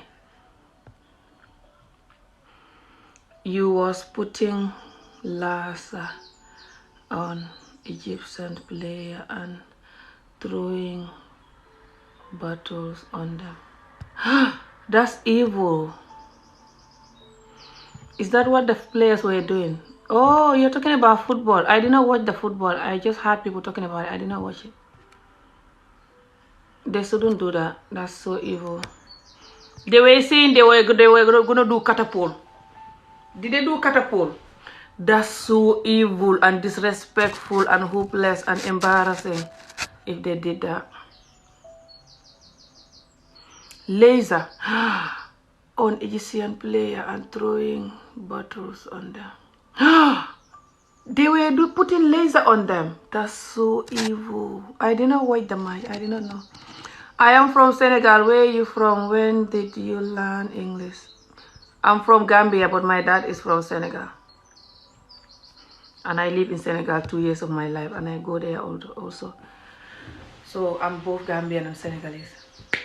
I learned English because I just learned English. Not that I've been to school and learned English when I was young. I only been to college here a couple of months of my life, years back when I was new here. I taught myself what I know. That's all. I just keep teaching myself life. I like learning about life and how to have a healthy, honest life for yourself. And, you know, how to have a healthy, honest love and how to have a healthy, genuine life to live. Which is why I eat moringa and stuff, you know, and try to move around. That's horrible that the Senegalese were doing that yesterday, you know. I'm half Senegalese, half Gambian. I don't side my country people. I am always at my country people. I'm not those Africans that always citing their country people even when they do wrong. I'm not like that. I try to live the truth. I don't want to treat, just because this person is from another country, I treat them like the way I don't want them to treat me. No. So I'm sorry if the Senegalese were doing that yesterday on behalf of me. I'm so sorry. That's so embarrassing, unacceptable. Very idiotic behavior. Just childish, insecure, hopeless, like people who are not happy. Very rude and arrogant and shameful. Sorry. If we did that, we shouldn't do that. Just like Will Smith said, I'm embarrassed. I'm ashamed of what I did. So, I'm sorry. Okay, so what was I saying? So yeah, when the woman is blocking the man from loving her,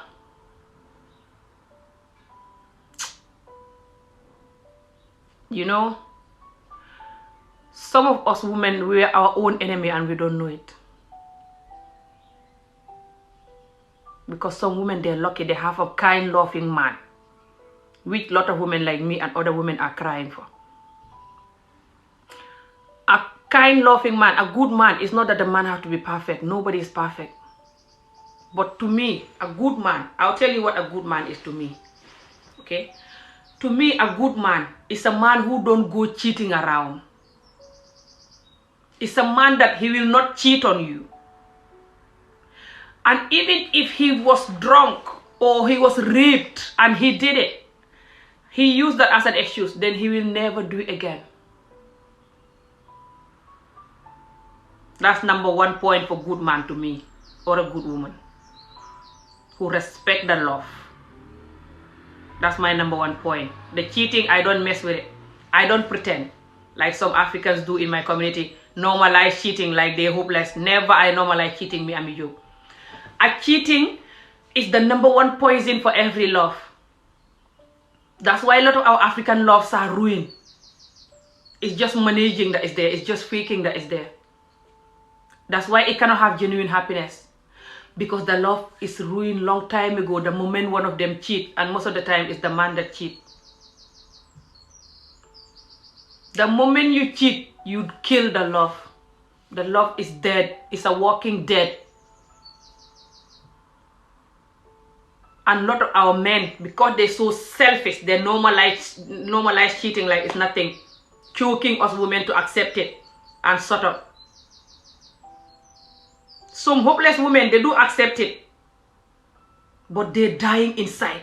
That's why they're so evil and wicked, and they're so angry with the children and with other women and with life. Dying young and everything because they have certain pain, because the man is cheating for years. And even marrying somebody else, also still continuing to cheat, just continue to neglect their entire generation, and they continue to take it. I don't know why they continue to take it, but I don't know why they continue to take it.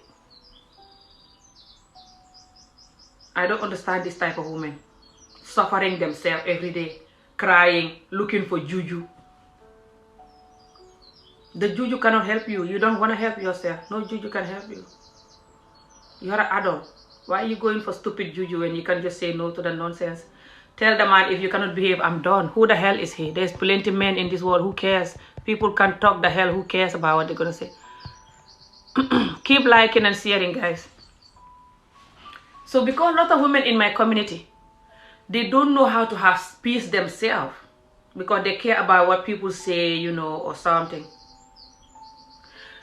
Then they cannot have peace. And when the community women don't have peace, the community men cannot have peace. Because when the women don't have peace, they cannot bring up children who know how to have peace.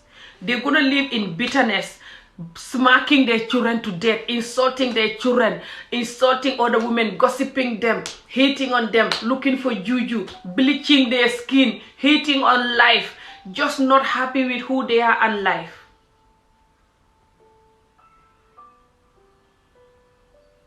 And this has big consequences for the men. Because this type of woman will develop this type of behavior and give it to the other young women or just other women to copy from them. And then we cannot have a secure, honest, kind, loving community who believe in themselves and love themselves. We cannot have that. Because we're not rooted from those kind of women. We are rooted from women who have pain and don't believe in themselves and don't even love themselves and life because of the situation they're in. It's not allowing them to do that. And they don't know how to create that by themselves. When you are in a situation that don't allow you to do that, you have to know how to create that yourself. Look around and save yourself. You don't just accept whatever nonsense they throw at you. You're like, yeah, this is the situation I am in. I came from this community, so I'm just gonna die like this. No. You tie your waist and say no. Look around and say no. Hello. Keep typing and sharing, guys. I'm in the mood for this topic. It's funny, but it's true that us, until we know how to create this kind of peace, especially us African women, we can never have peace. We're waiting for the men who don't get nothing to lose to change. And then you hide and look for juju. That's why me, I'll never go hiding and looking for juju. I'm my own juju. I just say no.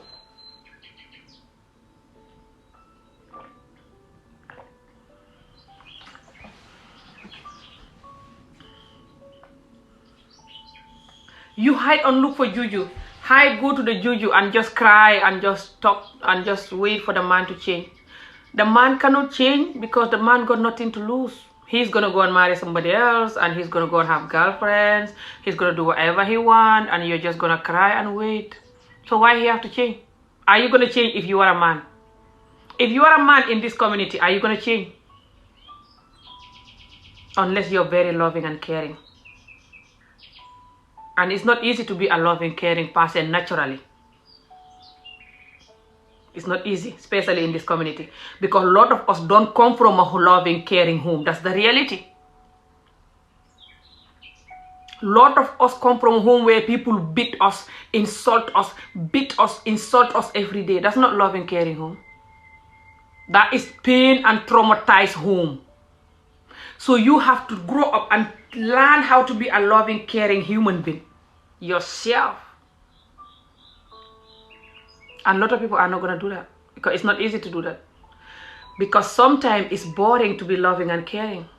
You got nothing back sometimes. Especially in this DNA. People that you show love to, even they could be your friend. You're busy showing them love genuinely. And they're busy gossiping about you. Busy betraying you. Busy using you. One day you find out, you're like, what? Unbelievable. This person was like this the whole time. I experienced that. A lot of us experience that. To people that you're close to. I don't mean people that you just know and you're not close to them. If they betray you, who cares? I mean people that you're close to. Thinking that you're close to them. They can call you brother or sister, or you treat them like your brother or sister. They fake treating you like that when they're faking. And they're always gonna suck you. Love, family members also. So you have to learn to have a thick skin and continuing to still be a kind, loving person. And that's not easy.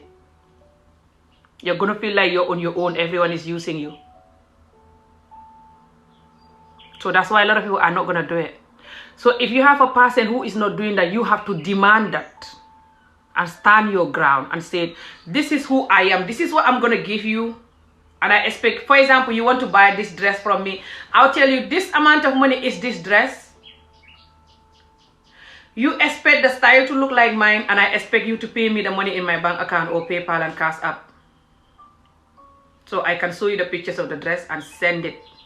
If you don't pay me the amount of money, I check that it's not complete, I'm not going to send you the dress, because I know how much I pay to get this dress done, to buy the material, to sew the tailor to make it, and to post it to me from Africa to here. I know how much it costs me. So you have to pay me this amount of money, and I will send you the dress, or the dress is not coming. Because I know the value of the dress and the work. You cannot just sit there and look at the dress and be like, okay, I mean, I'll only pay you this. I'll say, yeah, thank you, but I'm not taking that. That's how I do my business. Some people say I'm expensive. I'm not expensive. I just know my worth. I'm not going to buy dress, send it all the way for Africa, all the way here to just make £5 profit, £10 profit. I'm not bringing millions of dress or thousands of dress or hundreds of dress. So the amount of dress I bring suffer. Pay for the person who is doing the work for me in Africa. Pay for posts. Pay for tailor to make the dress. Pay for everything. And I get the dress here, and I work as a self-employed part-time, by the way. I'm not doing this job illegal. I'm self-employed because I'm a hairdresser. I work braiding people hair. So I'm self-employed all these years because I used to own my own salon here. I'm not afraid of the job I do. It's not illegal. It's registered. So how you gonna come to me and I give you my work and you tell me I'm gonna give you this? It's the same as love or friendship or anything for that matter. Especially love and friendship. You have to know the type of love and friendship you're gonna deliver. You have to be comfortable with yourself and have confidence and be truthful. But you don't take any less. If you see that the person is faking or they're giving you what you don't deserve, you reject it. But don't give up on love and friendship because of that idiotic person. You have to know that there are some other people like you. If you know how to be a good friend, for example, or good partner, know that there's people who are like you out there. So don't give up on everyone just because of that idiot. Who the hell are they? They don't deserve that. No one deserves you giving up humans because of them. Who the hell are they? They don't own this world. There are people who are better than them. Plenty of people. So why are you giving up on everybody because of them? Like a 1-year-old, you're like, I don't want this anymore because you make me angry. I don't think like that. And some women who think like that, they don't get it. That I'm very stubborn with love and life. You have to be very stubborn with life in general, love or not. Life in general, you have to be very stubborn, especially right now in this DNA. Lot of people are overly sensitive and fake and sensitive. Thinking life so have to be just chocolatey all the time. Nice and smooth all the time. If not, they have to die or get drunk or use drug. Let them go and use it. Good luck. Me, I will not use nothing. And I will not give up on life. It's very simple. I just don't care what's ever happening. I'm like, okay, goodbye. I'm still doing my life. What's next? I'm right there. What's next?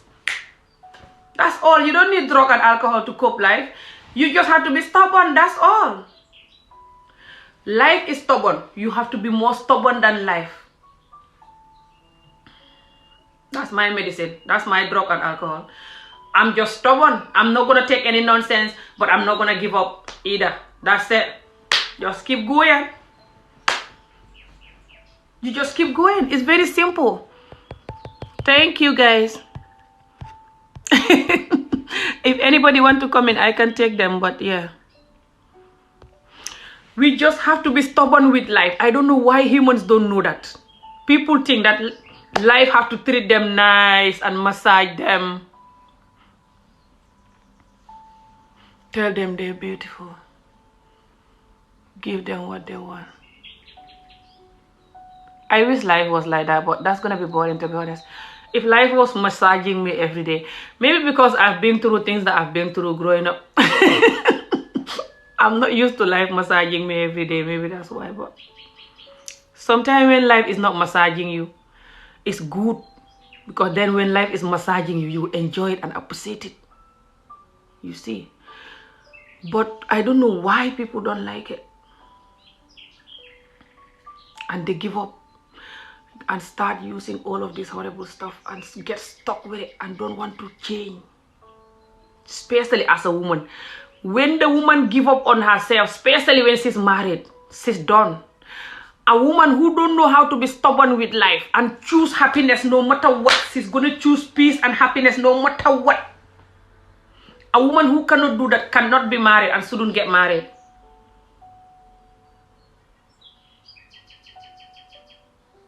Because she's gonna all the time block the man from loving her. And she's gonna all the time, because of family members or friend or work or children, she's just gonna be miserable all the time, cannot even enjoy the bedroom with the man or nothing. That's the truth. A lot of us women are like that. Even some men are like that too. They don't know how to be stubborn with life. Even when you have a bad day at work, you come home, you don't continue that misery. I'm not saying every day you come home you should be happy even if you're not happy at work. That's another story. You have to have a partner who is understanding and know that my wife or my husband is coming home. I can see that he's not happy from work today, you know. And then they should be able to nurture you and hug you and cuddle you, hopefully, if they're in the mood to, depend. But sometimes you come home and the person is also not in the mood because they have a bad day, and you're like, why are you not nurturing me? Can't you not see I'm not happy? You have to check the person too and see whether they are also happy, you know. Because they might also be not happy. They might also have their bad day. Hello. Keep tapping the screen, guys. This is a serious topic for me. So if the person, two of you have a bad day, you have to recognize that, okay, I'm having a bad day, but I think Amy is also having a bad day.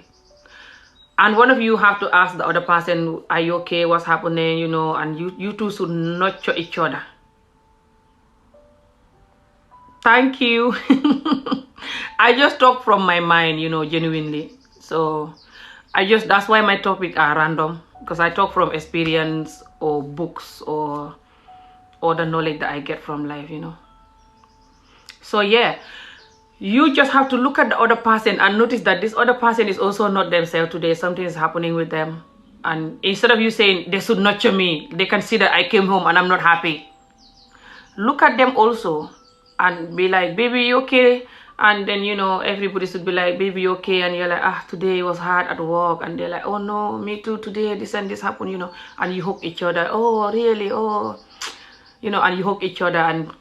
But if the woman don't know how to do that, she always just, only thing she knows is how to carry whatever happened and wake up with it and sleep with it and wake up with it and sleep with it. She cannot allow you to nurture her. Because then the moment you come home, she might be thinking why you're not saying A, B, and C, and why you're not doing A, B, and C.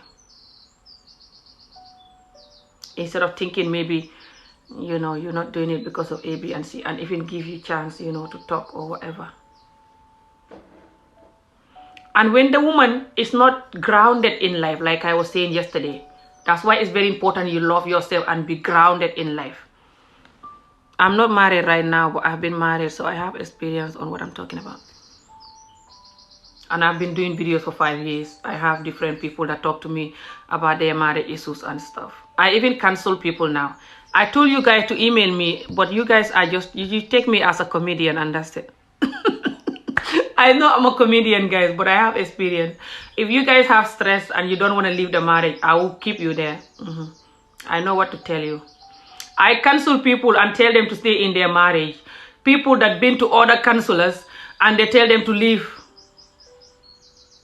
They come to me and they respect me for not telling them to leave. Don't see me like this. I don't tell every woman that come to me to leave their husband. No. I first have to check how the love is. If this love is there from the man and the woman. According to what the problem is, I will know the man still love you. You still have something to work on. Because certain relationships don't need to end. If you hear the man or the woman, you hear the story, you will know if this person still love you, but you just need to work on things. Or if they have no love for you at all, they're done with you, you are just there by yourself. You can tell. And if you know the man love the woman or the woman love the man, you cannot just tell them to leave. You have to tell them to do things to work on the relationship, to do things to fix it. Because there's no love that don't need fixing. Because humans are hard to live with and to deal with every day. Even your children love, you have to learn how to fix it.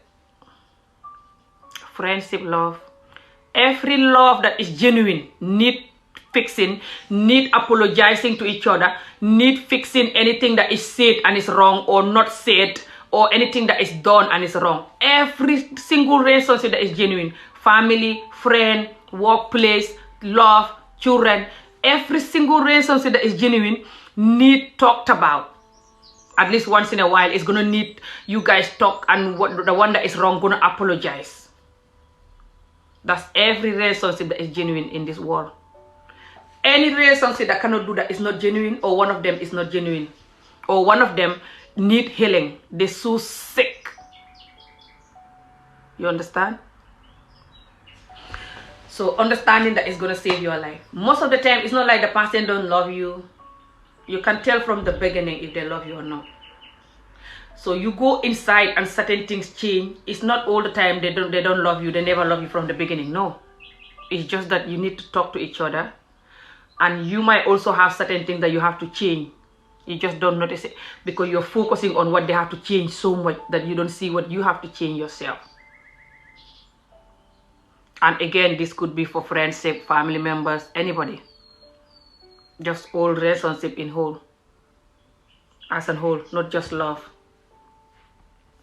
But the woman also who cannot be a good wife for any man is a woman who have pain for men and don't want to give up the pain, don't want to love men again genuinely. It's like he see one man for company, money, but not to love and nurture them and be there for them because he have experience with men in the past. Either it could be sexual abuse or just man betray her, or sometimes both.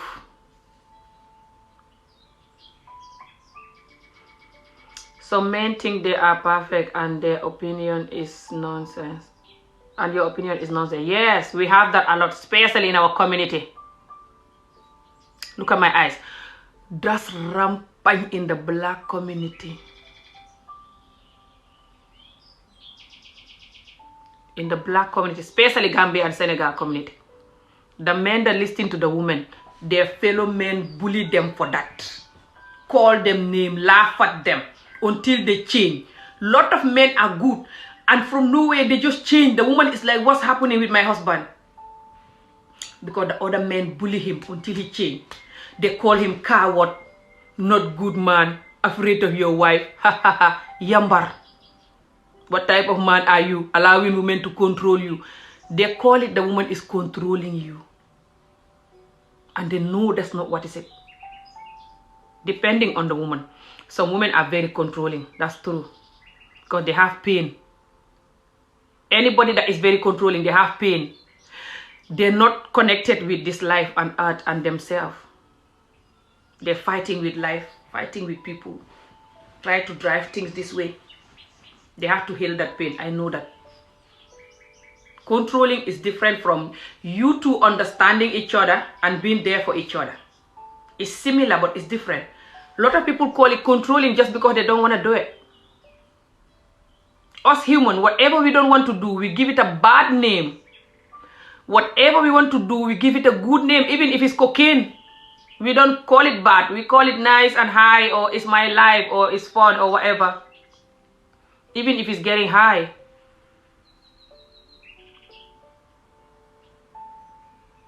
There's no any bad name as long as you like it. You don't like it, you give it a bad name. That's what humans are. You have to understand that. You just have to understand humans and study them and know how to work with them. It's like you start a new job. You have to study the job, study the manager, study the office, study how they do things. Recognize all the hypocrites and the nice, kind ones. Know how to work with them. If you want to last there. You understand? It's like that with life. So yeah, a lot of men, like I said, want to deliver love, but the woman blocking them. To me, kind loving man that any woman should be able to love. If you love the man, you should be able to be happy with him. It's a man who don't go cheating around. And even if he cheat and he have an excuse for it, which for me there's no excuse, but if he have an excuse for it because no one is perfect, whatever his excuse for, he should not continue doing it again. because the cheating is a poison to the love.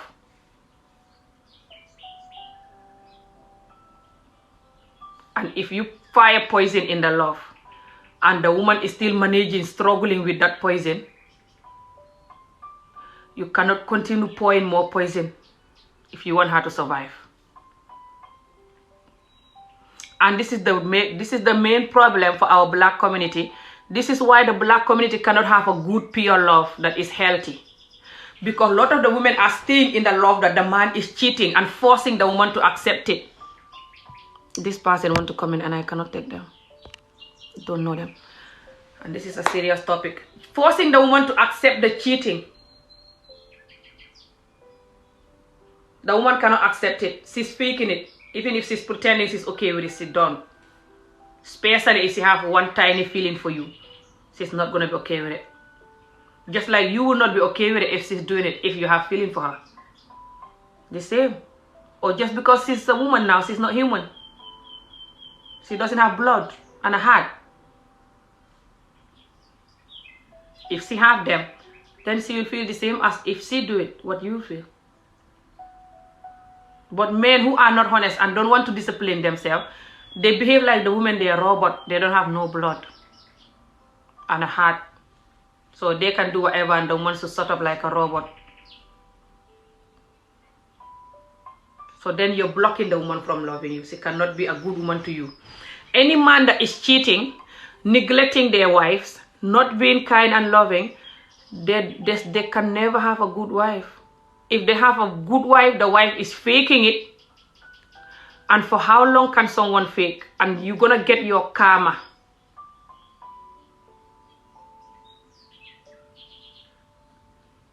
Because you're making her cry and faking that she's happy. And all those tears are gonna come haunting you. When you're making someone cry and they've been good to you, their karma is coming. Unless if they're also making you cry, you both making each other cry. But if you are the one that is making them cry, whoever this person is, the karma is coming for you. It's just a matter of time. Life will make you cry another way around. But for how long can they fake? They're gonna get tired. And the misery will start. The horrible marriage, the suffering marriage, the painful marriage, the fighting, arguing marriage, the not having the normal marriage will start soon if you don't change.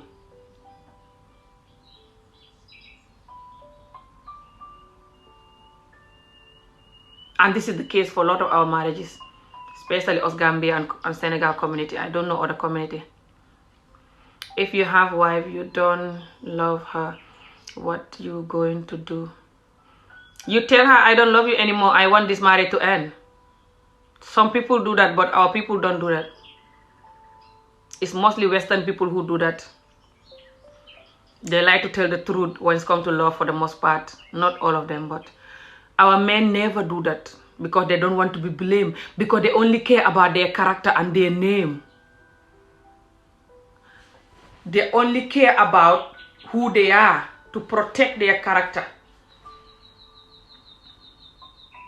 to protect their name. So they don't have this name that Abubakar did this, or Ablai did this, or Lamin did this. They don't want that. They rather die.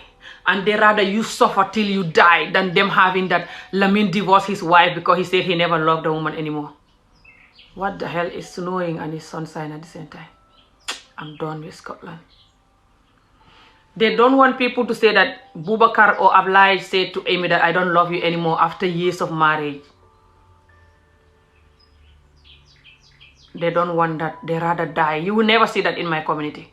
You will never hear that type of divorce. What you will hear is that the man is troubling the woman for years, not loving her, ignoring her, marrying somebody else even, beating her even, cheating, not doing anything that Allah tell him to do in the house until the woman have enough and say, I want to go. And then he will say that, she just wake up one day and say she doesn't want the marriage. Me, I did nothing. What happened to your marriage with Amy? Hey, Amy just wake up one day and say she doesn't want the marriage. Really? And what did you do to her? I did not do nothing. Me, I did not do nothing. I was just being a husband that I am always to her. She just wake up and say she doesn't want to marry anymore. That's how divorces are in my community. And even people that you're saying that to, for the most part, they see that you were cheating husband. Because the community is not mad. They recognize all the good and bad men. They see that you were cheating, you were neglecting her, you weren't looking after her like Allah tell you to do. You weren't the good, kind, loving husband the whole time. They can see it. But now, from nowhere, she just get up and say, I don't want, you're good. But everyone know that you weren't loving her. You have no love for her the whole time. But because you are a coward, you cannot say that. I'm telling the truth, I don't feel nothing for you anymore. Lot of the marriages in the West here is finished because the man will just say, or the woman, or both of them agree that we don't feel nothing for each other anymore. It's called we grow apart. You will hear that kind of divorce here in the West a lot, and I respect and salute them for that. That's what a human being is all about. You tell the truth. They will say that we don't feel nothing for each other anymore. Or one of them will tell the other one, I'm so sorry, I don't know how to tell you this, but I don't feel nothing for you anymore. I am sure you can tell that. And the person is like, yeah, I noticed that. They say, I don't feel nothing for you anymore, and I don't want to be with you and cheating. I think you deserve someone who loves you. You deserve better than this.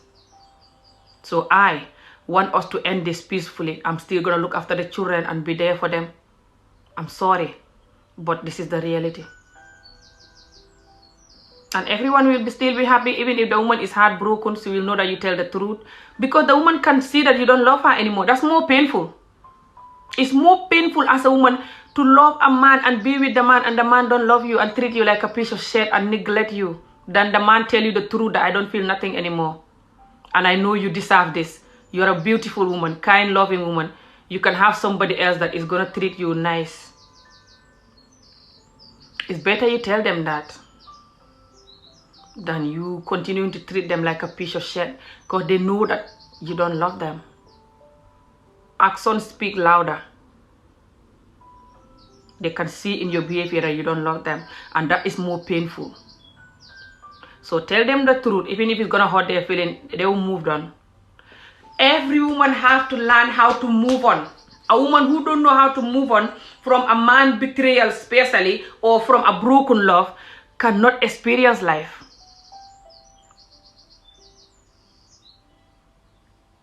Especially if she want to have a genuine happy life and genuine happy love. She cannot experience it because she doesn't know how to move on from a broken love.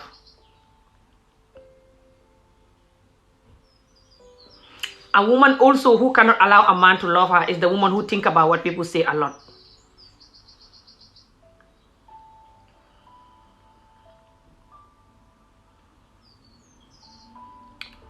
She's going to have a lot of, if I do this, people will say this. If I do that, people will say that. It could be something good that she have to do, but because people will talk, she will not do it. It could be something that is not good that she's receiving now in this love, and she have to stop receiving it. But people will talk, so she will not stop receiving it. So she's going to be facing the pain and faking. Anytime a human being is taking pain, it's a big consequence. They're going to release it. A pain is like the air you breathe. You take it in, you're going to release it. You cannot keep it in. It doesn't stay in. This is what black people don't know, especially Africans and a lot of humans who don't know this. Pain, when you receive pain from this person, you're either going to release it on them, or you release it on the next person, or you release it on the alcohol or drugs or cigarette or sex or whatever, or release it on saying what you shouldn't say. But you must release the pain. Or some release it on food, eating what they shouldn't eat, overeating because they are stressed. But you must release the pain. It's like the air. When you take it, you have to release it. So it's very important you know that, and to avoid taking the pain, to avoid creating the pain, or the other person creating it, you have to stop them. You don't have to even shout or argue. Just talk to them nicely. Baby, I love you, but I cannot continue taking this because this is not going to help this marriage. And if they love you, they should agree. Thank you. Keep liking and sharing the video. Thank you for all of you that is following my page. So yeah, this person, the accent, Swiss, you're asking if someone don't love the wife anymore, what they should do. They should tell the wife, I don't love you anymore. You're good, you're nice, you're beautiful. It's good you say it like this so the woman don't think that she's ugly, that's why, or she's not good and that she's not gonna have somebody else. Tell her that I know you're good, you're kind, you're loving, and I love you. But, hello, somebody is sending me request, but I think they're gonna speak Wolof. If you're gonna speak English, can you write it down so I know? Because this video is English. And I saw you are writing Sava. Sava is Wolof. Hello, sorry, it's French. So you tell the woman the truth that you don't love her. Let her go. Life is not about you being selfish and thinking about your image and don't want anybody to say anything bad about your image. Anybody on this earth that is always protecting their image, they're gonna suffer a lot of human beings. You don't know that? Because anyone that come to this world and don't have anything bad said about them, 99.9% of them are faking their life. They're suffering other humans and they're silent about it. Or they're protecting themselves the whole time. Making it look like they're not doing nothing. That's why you don't have nothing to say about them. You don't know that. Lot of people that you don't have nothing to say about them, especially adults. Especially the ones that in long distance love.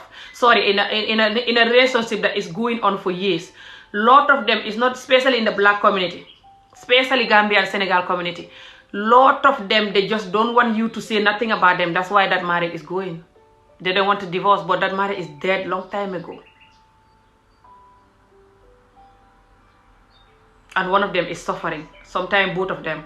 Because if one is suffering, the other one will suffer too, the consequences too. And the children, they're suffering. Any marriage that is suffering, the children will suffer. There's no way they're not going to suffer.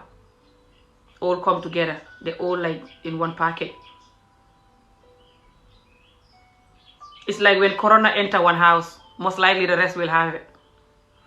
So what happened is, you just have to learn how to be truthful as a woman or as a man. I'm going to end this video soon. When you are in a relationship, you have to be your whole. Don't be like tiptoeing in the relationship because you're afraid to relax. As long as you're afraid to relax, don't go in any relationship. If you see red flag, just reject it. No matter how much you like the person. No matter how deep you are. If you see red flag, don't marry them. Especially couple of red flag. That's what I do. Whenever I give a guy chance, I see couple of red flag, I just reject them. I don't go for them. Why should I go for someone that I saw a couple of red flag? But they have to be real red flag. Certain things you call red flag, they're not red flag. But that's another story. But you have to go into the marriage wholeheartedly and settle. And hope for the best. That's all you can do. Because life is a risk. This is what humans don't know. Human beings keep thinking that life is supposed to be something that is guaranteed 100%. Like, what is it that is guaranteed again even? It's guaranteed that we're gonna die. You know how that is guaranteed that we're gonna die? It's guaranteed 100% that every human being is gonna die, yeah. It's guaranteed 100% also that if you don't breathe, you're gonna die. You don't breathe, you're gonna die. That's guaranteed. Nothing else is guaranteed. I want to marry you. What the hell? You cannot tell me I want to marry you. You don't even know me. I have somebody that want to marry me already. Look. Nothing is guaranteed on this earth. I'm gonna go soon, guys. Let me be serious. Nothing is guaranteed. Apart from the fact that you don't breathe, you're gonna die. And the fact that we all gonna die one day. And we don't know when we are dying. Those are the things that are guaranteed. Hello. Yeah, you can watch it from my YouTube channel. I normally post all my videos on my YouTube channel. The name is Ami Jobe. It's on the top. Ami Jobe, not Ami Olof, Ami Jobe. I post all my videos there, especially important topic like this.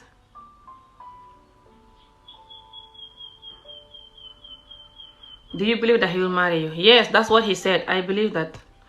You cannot not believe people and you want love. Guys, I'm tired talking. People who don't believe people, I don't know why they want love. If you don't believe people, especially somebody that you like, and you see that they don't have so-called red flag, you know, you see that you like how they are, but you just don't believe them. Why you not gonna believe them? You have trust issue. You shouldn't be with anyone. People who have trust issue, they shouldn't be with anyone. But people who can see red flag and recognize them, it's not that they have trust issue. No. They just can recognize red flag and they're honest. And they want to protect themselves from you. I'm ready to marry as soon as you are a good woman. Yeah, but you cannot just randomly marry someone like that. But yeah, you can find a woman. There's plenty of women out there. That's my shopping, guys. I better end this video. Let me go and check, but I think it's my shopping from Asda.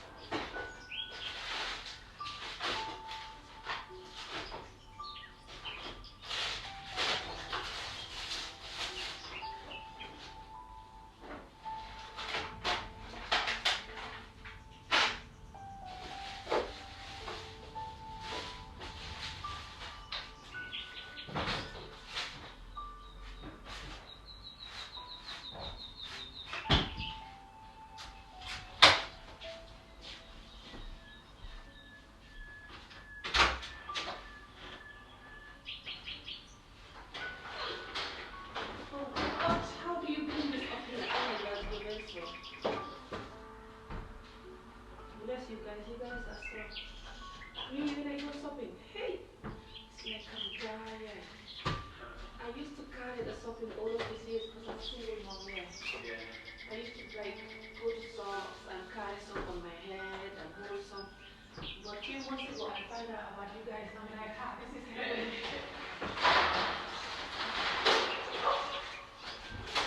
But yeah, I never even buy water over the years because it's so heavy to carry.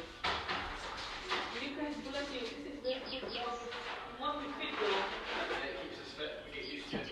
Oh my God, I'm very strong. If I do this job just one day, I'll be dead. Like, just one single day and I'm dead. Okay, so I think I'm gonna carry that one inside. Oh, I can just put them here. It's my laundry basket. Yeah, I used to just carry something. Some on my back or with the backpack, some on my head, carry the shopping bag over the years. People laughing on the street, but I'm like, who cares? Yeah, so it's so heavy. Me and my two children, yeah, they're not teenagers, but it's like something for 3 people, so it's moving a lot. I'm so happy that you guys did it. At least you must do it. Thank you so much. See ya.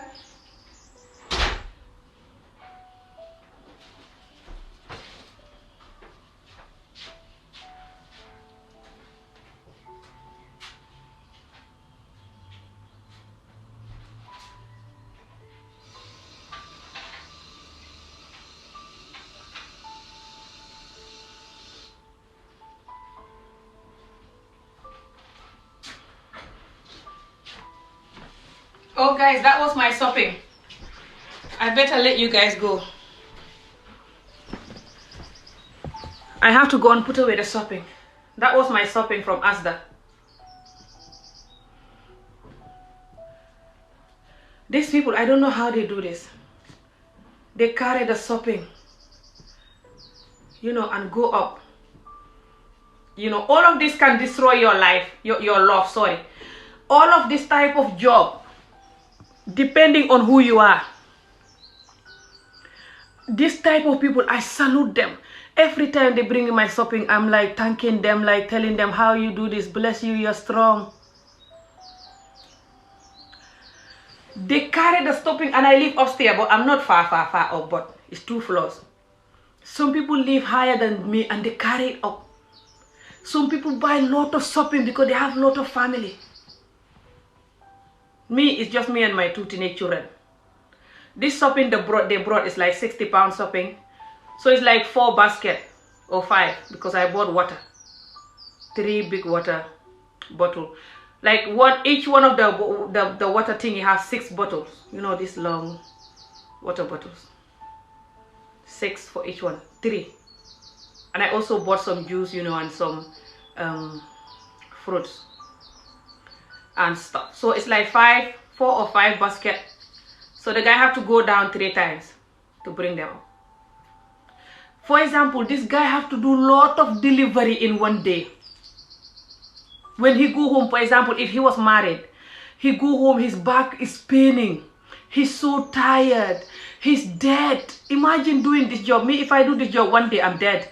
This other job that I'm refusing to do is like this, and it's not including you have to carry the shopping. But it's like this, you have to go to people's houses. And me thinking it's going to be raining. This Scotland is always raining and bad weather. I'm not going to people's houses. What type of job is this? You have to walk around, go to one house to another. I refuse to do the job because of that. Imagine these people going to people's houses.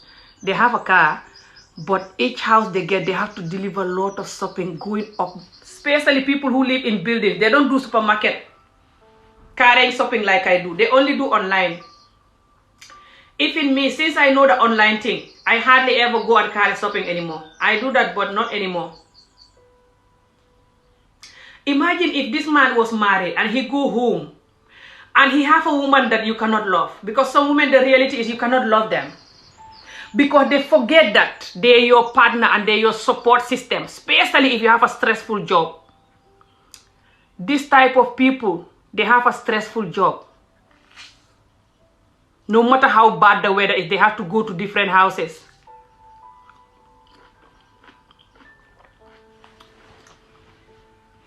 To bring the shopping. People buying water, juice, things that is heavy. And they have to climb up and bring it.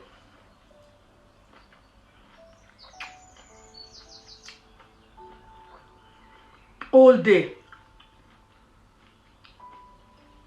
Now they go home, for example, and they have a wife that is blocking you from loving her. Because the moment you come home, she's going to be complaining and arguing. Because she's stressed also because of work. Or she's stressed because of the children. Or because of friends or family members or stuff,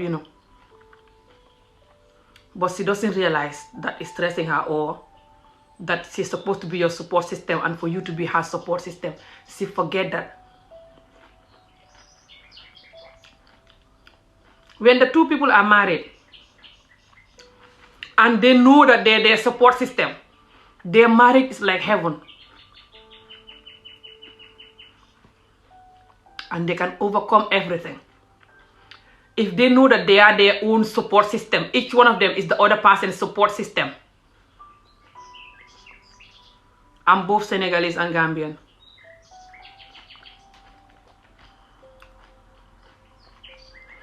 The person you married to shouldn't be your enemy. Shouldn't be someone for you to play your game on. To play smart. To go and cheat, go and lie, go and do your horrible stuff and come back pretending like nothing is happening. No. There should be somebody that you take serious and somebody that you know they're your support system and you are their support system. So when you go home, like this man, for example, you're tired, going up and down, bringing stuff, and you go home, your wife should be able to hook you and tell you, baby, I love you, I miss you, how was work today, I hope you weren't tired. And you should be able to put away all the stress from carrying stuff. You put it at the door and feel so relieved and breathe and be like, I'm so glad I'm home. It was so busy today. How are you and the children? If there's children involved, like, I miss you guys. Just be normal. Not carrying that stress from carrying stuff. You bring it home. You come home and like, I think that's, or just, no. You have to know that stress is work, is done. Here is my heaven. Here is for me to come and be happy so I can receive happiness.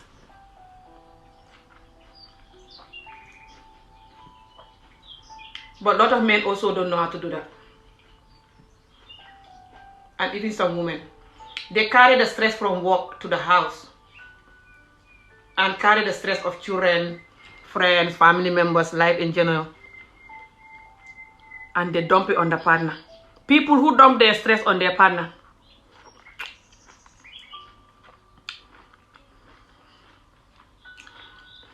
And the partner who don't know that this person is my support system. So let me support them so they can support me back. Or the person who only receives support and cannot give support. All of these people shouldn't be married at all. They should be single.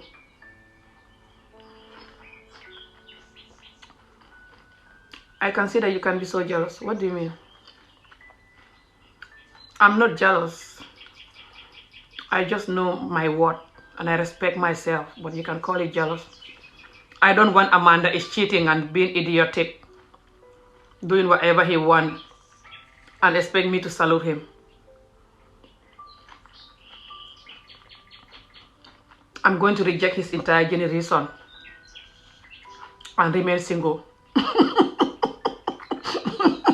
You can call it jealous if you want. You can give it any name you want. I just call it I know my word, and I'm not going to take nonsense. I will not do that to you. Why are you doing that to me? If I'm with you, I'm with you. Even right now, whenever people tell me I want to marry, I tell them somebody want to marry me. I don't have to say that to you. I can just be quiet if I want. Do you know how many men I reject because somebody want to marry me and he's not even in the same country with me? I never even met him. But I'm trying to be honest with him. I don't want to So why do you think I'm going to allow the man to do that to me? Why? If I am not worth the man keeping himself for me, then he's not worth me keeping myself for him. Because he's not better than me. He's not better than me just because he's a man. I'm a woman, so I give birth to a man. I have 2 sons. My womanhood is important and good too. Not just your manhood is good. I have to worship you. What the hell? What can you do with your manhood alone? Can you sex yourself? No. Don't make me talk. You need a woman too. Just like I need you. So why are you making me feel like nothing? You can go and do what you want and I sit down and cry. If I talk, you say I'm jealous. Why are you calling me jealous when you can just call yourself the idiot for making me jealous? Because I'm not just going to jealous randomly like a stupid idiot. Me, when I have a man, I can let him even go out with his friends. I don't check his phone. When he tell me I'm going to this place and I don't trust him, I don't do that. I trust him fully. Until he give me reason not to trust him. When I have the evidence, I'm done. I'll talk to him, but especially when I talk to him and he's denying it and trying to lie like a stupid idiot, I'm done. I don't stay with a man who is cheating. You can call it jealous. A lot of women take it. So you can call them nice and good wife. That's not good wife. That's a woman who don't love and respect herself and she don't have confidence. What that got to do with good wife? Yeah, I'm eating orange, yes. The orange from Asda is so nice. Still, Africa orange is better, but oranges are good for you. You have to eat them. That's why I'm eating them, so you can go and get them.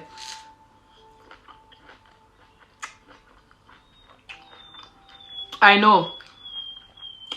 Too jealous can break relationship. I'm not too jealous like a stupid idiot. I'm not like that. Yeah, you can have some there here. I'm talking about when the man or the woman is doing idiotic stuff and the other person is taking it. You do that. That's fine. I will not do that. Because I know my word. People who allow that, it's not like they're not jealous. It's because they don't know their word. They don't care about themselves.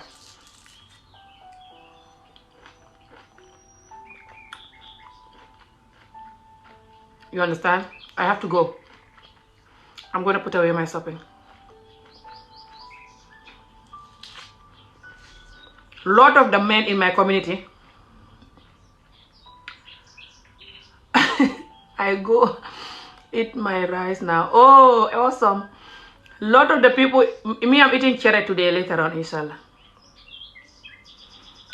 Lot of the people in my community, lot of the women, they allow the man to go and cheat, go and marry somebody else, go and do horrible stuff because they don't want to be called jealous like you're calling me now.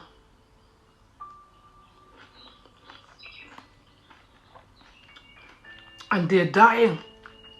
So they go to the juju man to help them. That's why the juju mans are rich. All these juju men in black communities, especially Gambia and Senegal, they are millionaires. Especially from women. Women make them rich. And they sleep with these women, by the way, sexually abuse them while they're making them so-called medicine for their husband to be good. When they can just say no. You have a mouth for reason. Just say no.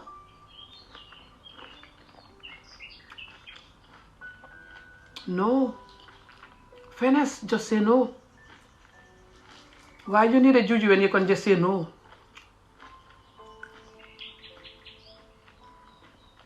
Why my community don't know that they can say no? And we can talk all day, but we cannot say no to stuff. Especially when it comes to men. Who the hell are these bad men? I don't know. These bad men, they're nothing. They want nothing. I don't care how good their manhood is. I don't care how much money they have. They're absolutely nothing. I don't know why these women are dying because of them.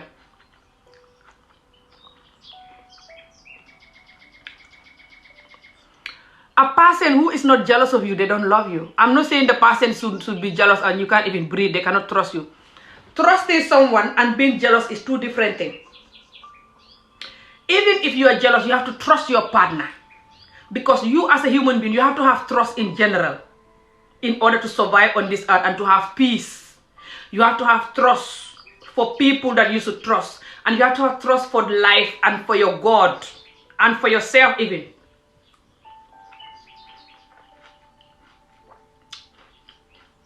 If you don't have trust, you cannot have peace in life.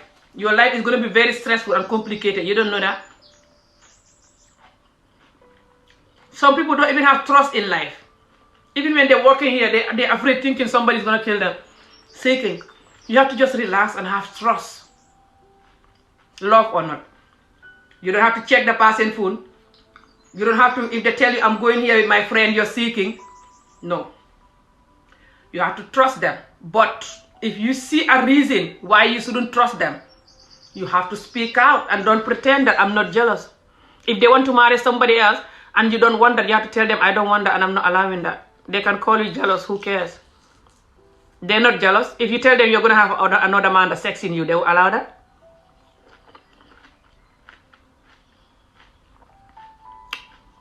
Of course, love is wonderful.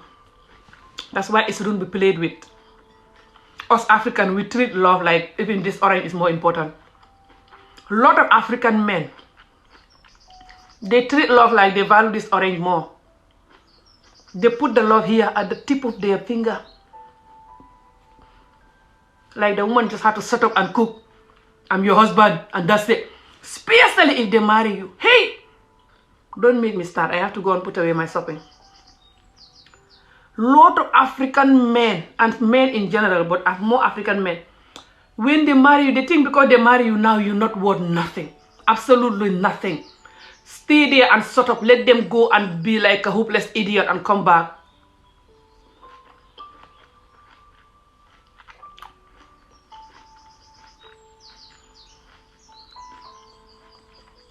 Yes. My community. Lot of women stay in bad marriages looking for juju. And they're so desperate and miserable. Bleaching their skins and everything, hitting their children, hitting on other women, hitting on their children, gossiping all day on the phone because they're so miserable. And they have miserable friends like them who just gossip, gang up to fight other women, hate on other women, compete with each other, bleaching their entire generation and going crazy because they're not happy with life, because they don't have a good love and they cannot walk away and say no.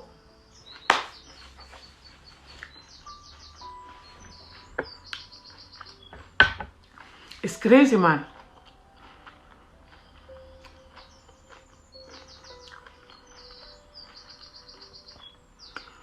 You hear this? I'm a Gambian, but the truth is Gambian women don't marry. That's the truth.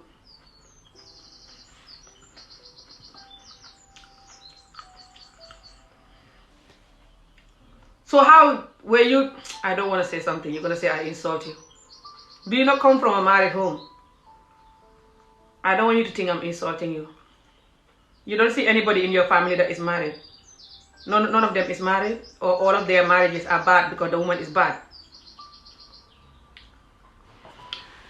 That's the effing lie. And you're an evil man. That's why you're saying that.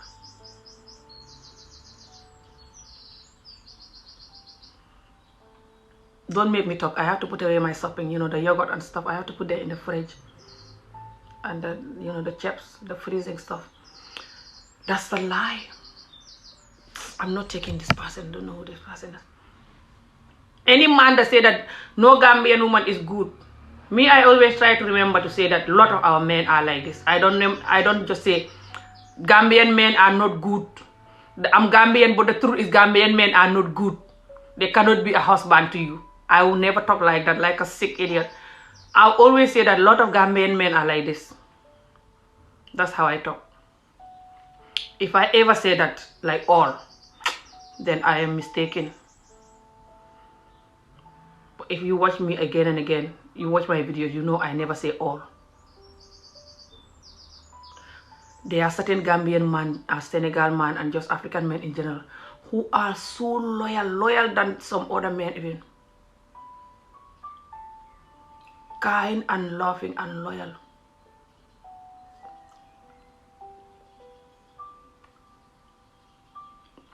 I have the orange on my teeth. But a lot of them, the other evil men will bully them and tell them, why are you so good? You're afraid of your wife. You cannot even have a girlfriend yet because you're afraid of Amy. When they go together, they do attire and chat. I miss attire, by the way. And the other men will be like talking about their girlfriend, and talking about bad stuff. You know how evil people, when they meet, they're only talking about bad stuff. They cannot talk about positive stuff. Pardon me. A lot of people in my community, when they meet, they cannot talk about positive stuff. They cannot talk about a good book that one of them is reading, because they don't even read, a lot of them. Especially the adults in my community, like my age and more. They don't read books. They don't get in knowledge about health, about positive stuff, no. So they don't have nothing positive to talk about from girlfriends or second wife. A lot of the men, that's all they talk about when they meet. And the women too, when they meet, a lot of them, they only talk about clothes and gossip about each other. And talk about the next program that is coming up, what to wear, and what this other person was wearing in the past program, and that was not good. How this other person looked ugly in the past program, past party, because it's always party in the community. And just gossip and compete. That's all the women do when they talk, when they meet. 90% of our women, Gambia and Senegal women, and African women in general, but Gambia and Senegal women, especially those ones, when they meet, or they're two people on the phone, that's all they talk about. They don't know how to talk about a book that they read in that is positive. Follow somebody that, if it's somebody they watch in the internet, follow somebody that they learn from. Talk about healthy food, even if it's moringa or anything. Just talk about going for a walk. Talk about anything positive, no. They talk about food sometimes. What are you cooking today, Janga? I'm gonna cook that too. I miss that. And the next thing is clothes, bleaching cream, the next party what to wear, the last party this person look crazy. That's all they talk about. That's why it's hard for someone like me to have a friend in my community. Because me, when I'm friend with you and that's all you talk about, we cannot connect and I'm gonna stop you and you're gonna hate me. I find those things so boring to discuss about all the time. What type of friend is this?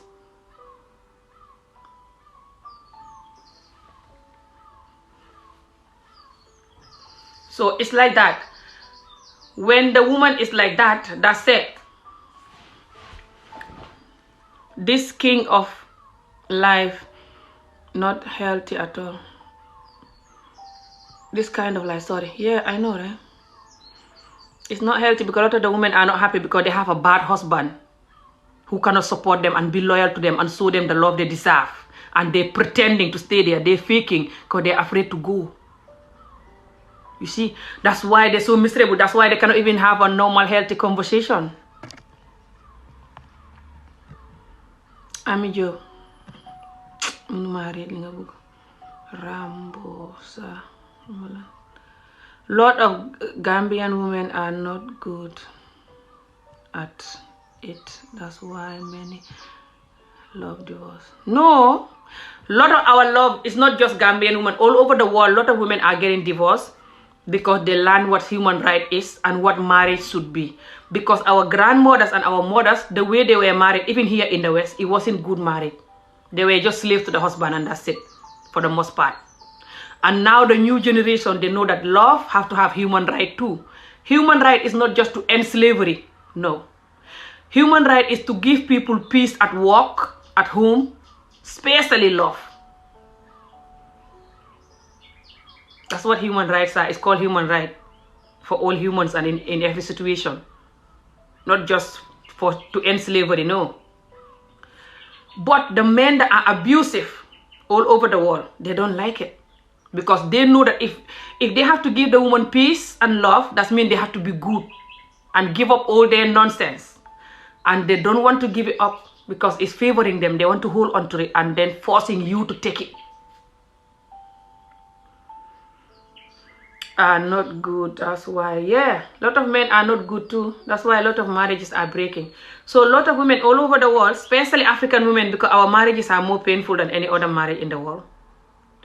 We learn human right now and we're not going to take it. We're not going to go back to that nonsense that our grandmothers were taking. The ones that you guys call marriage. You say that they are good in marriage, those ones. It's because you know that they allow your nonsense. That's why. Nothing else. You know that they allow your nonsense and they sort of and fake it and pretend they're happy when they're dying. Because a lot of them was arranged marriage, like what happened to me growing up and stuff. So now we have human right and we are like, no nonsense, and you don't like it because you're evil. You want us to be like, yeah, do your nonsense, we will take it, we are good. You go and allow the white people to slave you because you're good. Why you don't want that? So I'm not going to allow that, and a lot of women are not going to allow that, and that's not because we are bad. We are only bad to the eyes of the evil men. They're afraid of us. The men who are good, they love it that we have independence. They know that if that was them, that's what they will want. They know that they don't have daughters who they want suffer. The men who are good, they have daughters, they want their daughters to have peace in their marriage. They don't want a daughter to suffer. So they wanted that us, we are independent. Because they know that when they marry us, they will do exactly what we want. So there will be no problem because they will not cheat, they will not lie. They will love us and be there for us. But the men who know that they cannot be a good man, they're angry at us. They like, get to hell and shut up and take the nonsense. No one is doing that. So you go back to slavery. Go and hang some, I'm selling myself something on the street. Let one of the white people buy you. You go and be a slave. You don't want that. So why are you talking? You want us to be a slave to you and you cage us and we shut up and take your nonsense. You go and cheat. You treat us bad. Marry anybody you want. Do whatever and we just cry and hide. Never. For me, no. So you can call it the Gambian women don't want to marry. Like I said, I already explained all. I have to go. A lot of women are not in the good marriage because some of them don't know how to be a good wife. Because of all of this that I explained. There's more, but I don't have time. I'll be here all day explaining. A lot of the women don't know how to be a good wife. That's true. But a lot of you guys that saying that, you know, especially you saying that all of the women are not good and stuff. You're insane. And you know that's not true. But anyway, I have to go, guys. Thank you for watching. I have to go. Damay dem, guys. Jërëjëf jëf. So yeah. Just everybody do the truth. Everybody do the right thing. Everybody learn to protect yourself, man or woman. If you have a woman that doesn't want to marry you, just abusing you, and also have some healing to do and she don't want to heal, just really difficult and extremely hard to cope with and don't want to compromise, save yourself. Life is too short. If you have a man that is like that, so save yourself. That's it. But yeah, for the most part, if you marry a woman that loves you, especially in our community, then if you do good, you should have peace. It's very simple. It's just a lot of you don't marry a woman that loves you. You marry a woman just because she have a nice body and she's materialistic. She doesn't care about your entire generation. She's just after you for money and gift and stuff like this. And you marry her and you know it, that she doesn't love you. You're not crazy. Every man knows when a woman genuinely loves him or not. So if you can stop that and save yourself the hassle and go for women who you know love you genuinely and you treat her good, then you'll be fine. Good luck for all of us, and yeah, see you guys again soon.